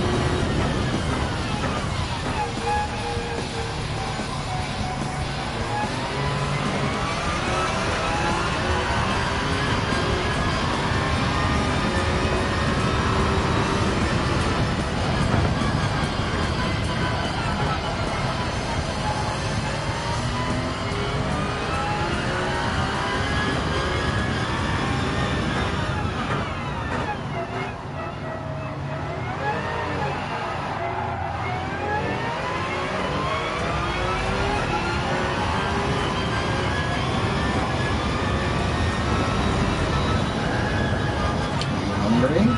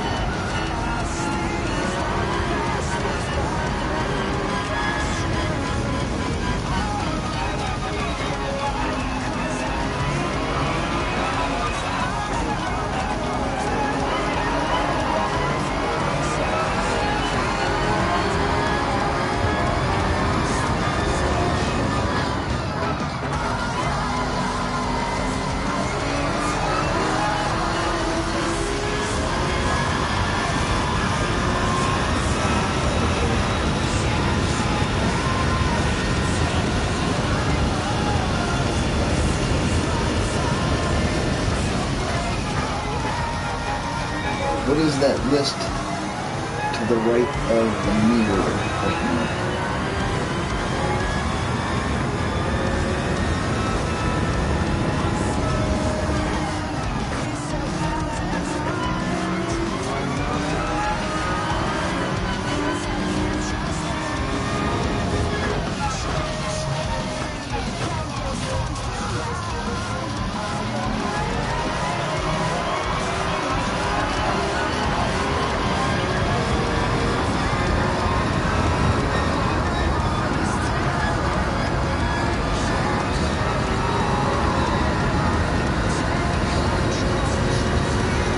So I'm just going to end the stream here, and I'll be back on a little bit.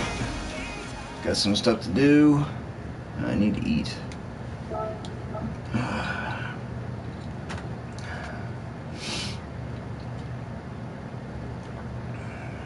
Food is a good thing.